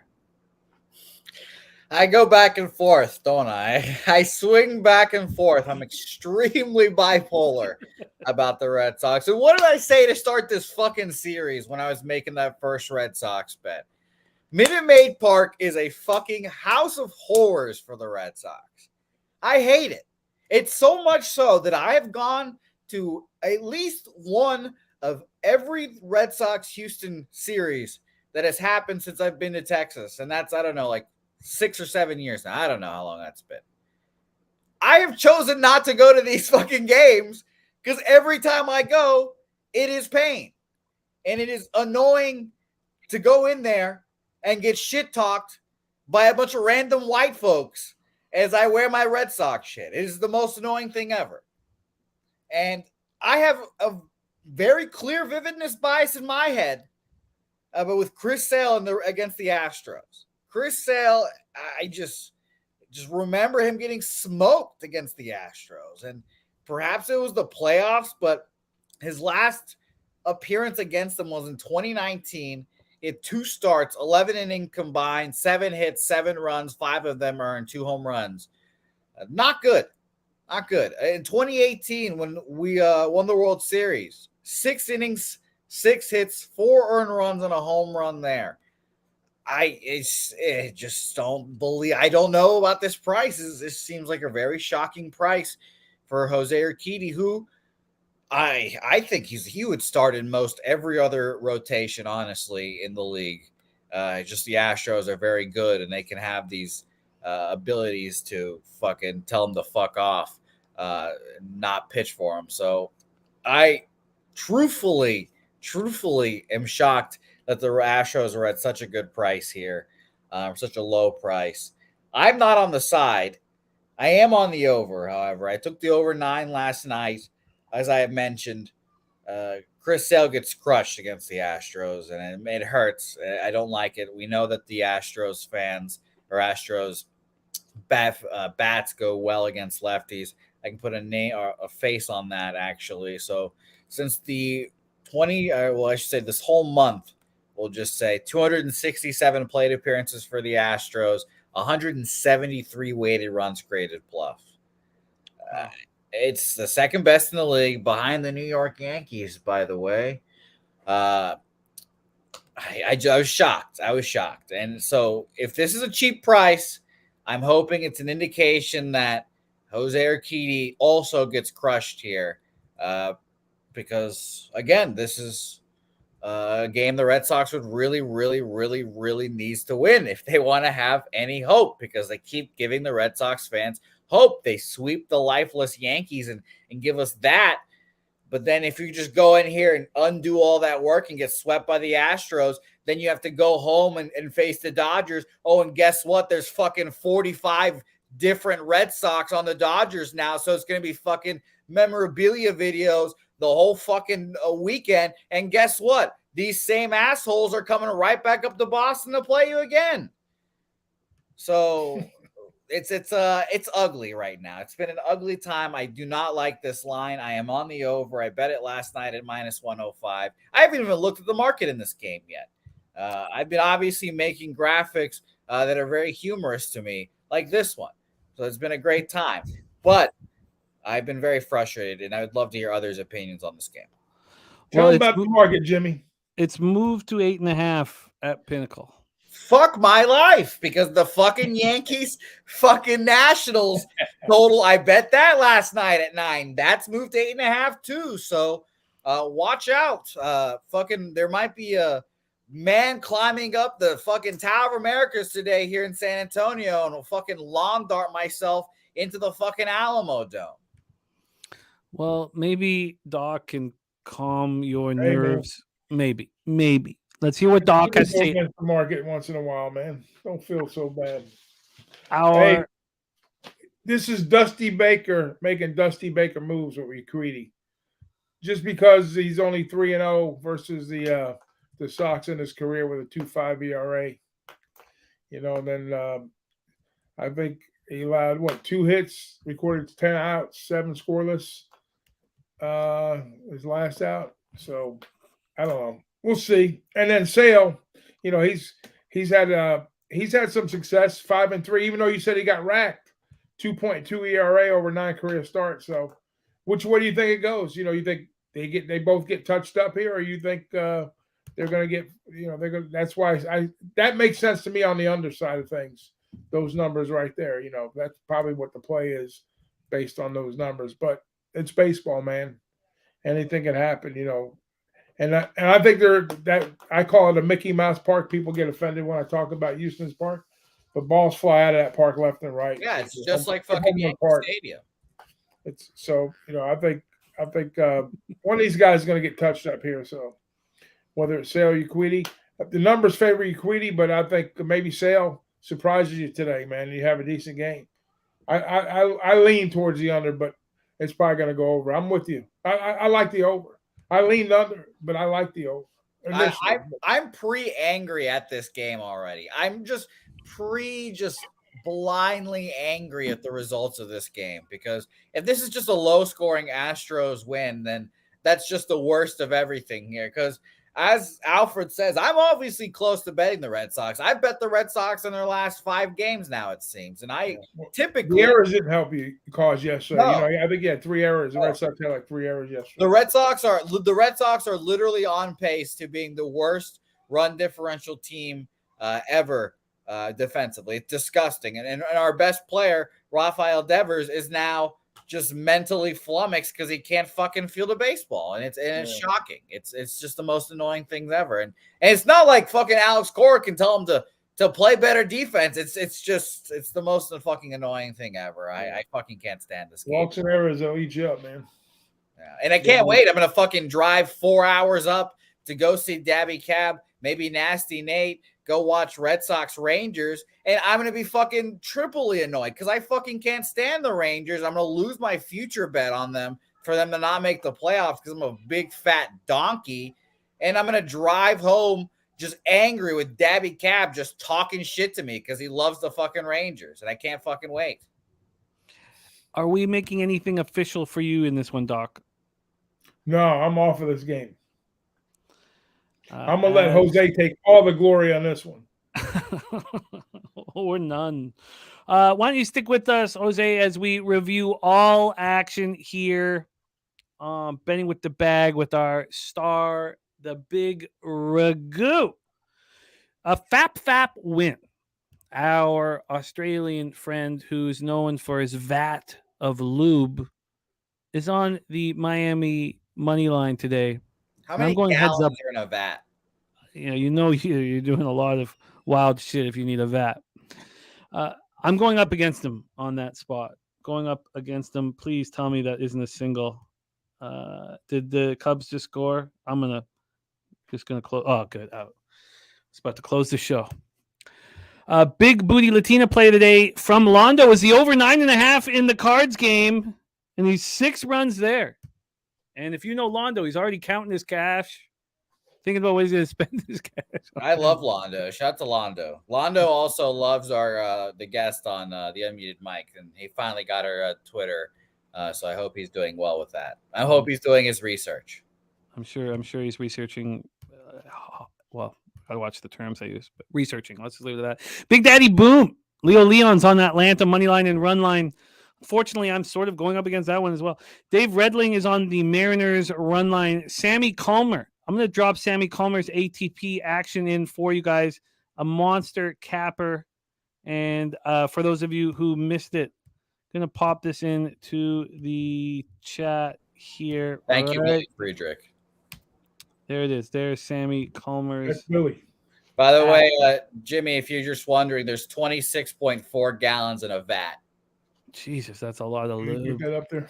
That is a lot of fuckload of lube. LJ has given us the Braves money line, Seattle run line, and LJ also on the Cards Pirates over 9.5, feeling pretty good about that situation at this point in the game. Mariners game about to pop off.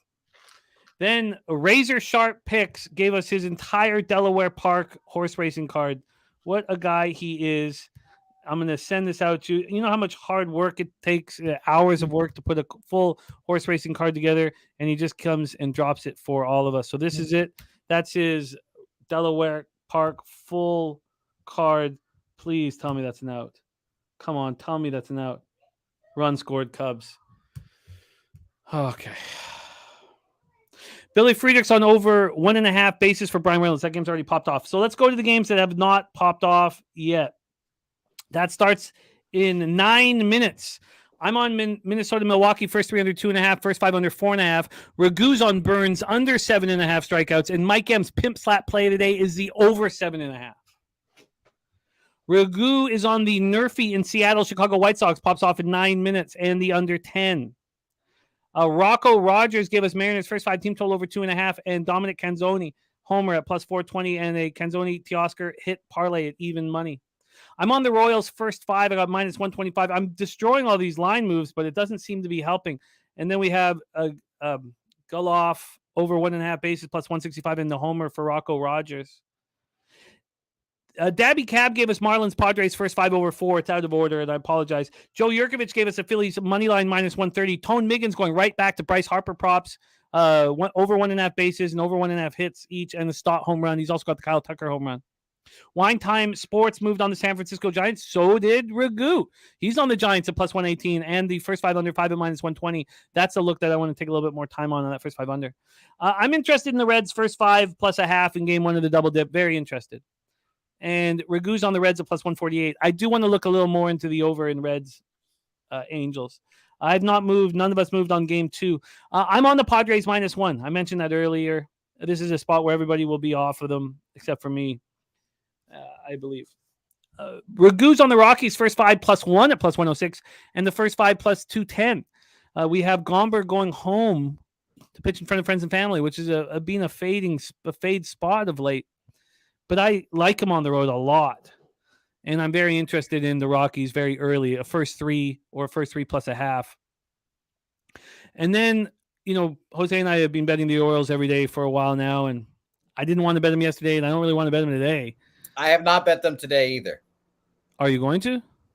I don't know. I honestly have not looked at the new line with Kramer, and I still kind of do, but I am a little worried about going against BJ, like I say often. But I have not bet them yet, and I'm undecided as of now. You see how confident BJ is in the Jays right now? I mean, he's just so confident, just ridiculously confident in the Blue Jays today. Mike M gave us a ribeye play today. Bo Bichette at plus 170. Ragoo's on the Nats team total over 3.5. The Ron Crawford spreadsheet play today is the Yankees minus 1, and I'm also on the Yankees minus 1. And Jose, are you on the minus 1, or did you take the money line? For the Yankees, I took minus 1. And then Ragoo's on the Dodgers minus 1.5, minus 129. He's on the full game under 10 in Mets Braves. I would like to back Quintana early, but I'm going to have to look at a little more. The first 3 plus a half minus 120, and it goes against one of my rules about turning a dog into a favorite. Boston, Houston over 9 for Jose. It's moved 8.5 at some books, and it's made him uncomfortable. And that same thing happened to the Nationals, Yankees over 9, which also have same price. So fucked. Rance says betting on Severino is crazy, and yes, it is. But Rance also said the same thing about betting on the Commanders against the Ravens. So, left hand up. So, but Rance, I hear you. And it's a lonely island. It feels like, but this island has Ron Crawford on it. So, and his whole band's playing on this island. Oh, fuck yes. Yeah. So we're going to fucking party, man. Yes. Doc, you are the man. Thank you so much for rolling with us. I can't wait to roll with you in NFL. You are a monster capper. You elevate our squad is what you do. You always have done that. And those of you who got to hang out with him at Pubapalooza 2 know what he's like in person. I'm a very fortunate guy. I've been able to hang out with him in person multiple times, and I'm very fortunate to be your friend, man. Thank you for rolling with us. You got to follow Doc on Twitter at Big Ragoo 62. Doc, do you have any last words here for the Capper Sport in the show? Mad love for the chat, mad love for the crew back in San Antonio. And don't forget this Saturday, the Travers. I don't know what you guys got going on, but there's a big race up in Saratoga this weekend. And then shout out to Razor and what he's doing. He's probably, like you said, one of the hottest cappers going in horses today. So follow our guy Razor, and then of course follow Jimmy, follow everything that's going on at Pub. Much love to you guys, and then we'll see you for football this season. Ragoo, I have a quick question for you. Do you have any week 0 looks for college football? Week 0, good question. Probably the only thing I'd be interested in is in that Notre Dame and the Notre Dame game over there with Navy, but I'm not thrilled that they're playing Ireland. So I don't have anything on that game yet, but I will tweet it out when I do. Cool. I'm still capping that one, and I've been looking at some conference stuff early on, but nothing. No win totals have made. I might get on Vandy season total wins again this year. Last year was 2.5. This year's 3.5. So I think Vandy's a good spot this year for win total over 3.5. All right, beautiful. Thank you, Ragoo. 12, Oklahoma. Oh, fuck off. There you go. There we go. That's how I shouldn't have brought him back up. Shouldn't have brought. At least Ragoo will say that UTSA is going to win the AAC. Fuck SMU and fuck Tulane. I'm not sure if he's going to say that. I hope he does, because then he'll be on the right side of history. I might have to make a trip to Tulane for that last game of the season. It'd be a real shame. Conference line. We need to thank you guys in the chat. We have no show without you guys. Big Daddy Boom, Billy Friedrich. He's moving on New Mexico State and Jacksonville. Justin McElvey, Jeffrey Moore, Nate Dogg 420, Kelly McInnes, Equanimus Rants. What a group we have. Andrew G. There's Sharpie. Sharpie says, if you're going to bet one bet today, just take the Guardians team total, first 5 under 1.5. You're welcome, as my numbers betting on my team is stupid. So, I mean, then Xavier and Curry won't have to do much for us to get that under, right? Wow. I like it. I got burned with the Dodgers yesterday, and I kind of want to go back to it again, but as I said, I just got burned by it. So it's one of those things. Billy Friedrich has a good question. Does lube have an expiration date? I think it's one of those things where what's homie's guy's name again? I forgot his name already. I'm sorry. Fap Win? Thank you. Fap. When Fap has to like open it up sometimes and kind of stir it so it doesn't get real stale and like still. So when you stir it, there is no expiration date. Oh, interesting. And by the way, another bet, if you can throw out some player props in the college football, Nate's nephew to score a touchdown for New Mexico, the tight end. Oh, I love it. Oh, by the way, it's very cool that he's playing his nephew, the guy at the tight end in New Mexico, is playing his brother who's on the other team, I believe. So it's very funny. Yeah, no, that's dope. It's a great way to start out the year. Londo, good luck, my friend, cashing your Cardinals Pirates there. Thank you guys. And look, the only action from our guy Sharpie is Guardians first 5 team total under 1.5. The Juice, thank you for rocking with us. Ryan Lutton, thank you. Nut Flush, Allen, Billy Friedrich, all you guys. We have nothing without you guys. Thank you. Jarek White, my guy, respect. Thank you for rocking with us. Robert Franklin, Markel, Nasty Nate, Alfred 44. What a squad, man. Now let's get some fucking money, man. Good God, do I need to have a night tonight? I felt so good about myself Tuesday morning after, scooping 800 off of Assiniboia, and it just, my beating heart ripped out of my chest like Mortal Kombat. Jose, my friend, can you please, who is your guest today in Say Plays of the Day? Dabby Cab joins me, and I think I'm starting to realize that you obviously have a better ROI with some people than others. I'm going to just quietly say that Dabby Cab and Bobano might be bad for my health. But they both join me on Tuesdays and Wednesdays, so who knows? We'll have a lot of fun with Dabby Cab this week. Dabby Cab just sits there and makes fun of my bet, so maybe that's why. Who knows? But it's fun. Yesterday was an interesting day. It's one of those days where the whole chat hated my picks, and I was like, fuck, we're going to have a tough time. But it was interesting nonetheless, and hopefully we're on the right side of history today. Shout out to Troy Torrance. Shout out to the new show, Bankroll Blitz. Is going to be a lot of fun every Tuesday as well. And I cannot wait. And don't forget about college football also started. But next week officially starts with the first as well. So do not forget that as well. And by the way, Sharpie, good notes there. Good notes. Shout out to Sharpie. Got to get Sharpie back on your show. And don't forget, Balking Dead, 3:10 p.m. Exactly 60 minutes from now, Sharpie will be delivering the goods on a full card of action. Jose, my friend, can you leche us into the future? Of course. Let's get that fucking money. And Poker Night. Poker Night. Please sign up. Please sign up. Jose does such a great job hosting. It's so much fun. I'm going to go get a bottle right now because I need one. I haven't been sleeping. What kind of bottle we get? Jesus. I find that this sweet Captain Morgan spiced rum is does not give me hangovers, and I enjoy it very much. Okay. Well, there we go. He turned his back on the Kraken. Are you proud of me? Are you proud of me? Leche! Hey, Los Bookmakers. White open Torrance!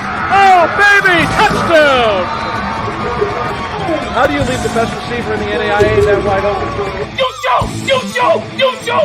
I am so excited to announce our brand new football show on Pub Sports Radio, Bankroll Blitz. We had an excellent year last year. 107 wins, 79 losses, hit at 57.5%, plus 19.2 units, ROI plus 10.32%, average line minus 111.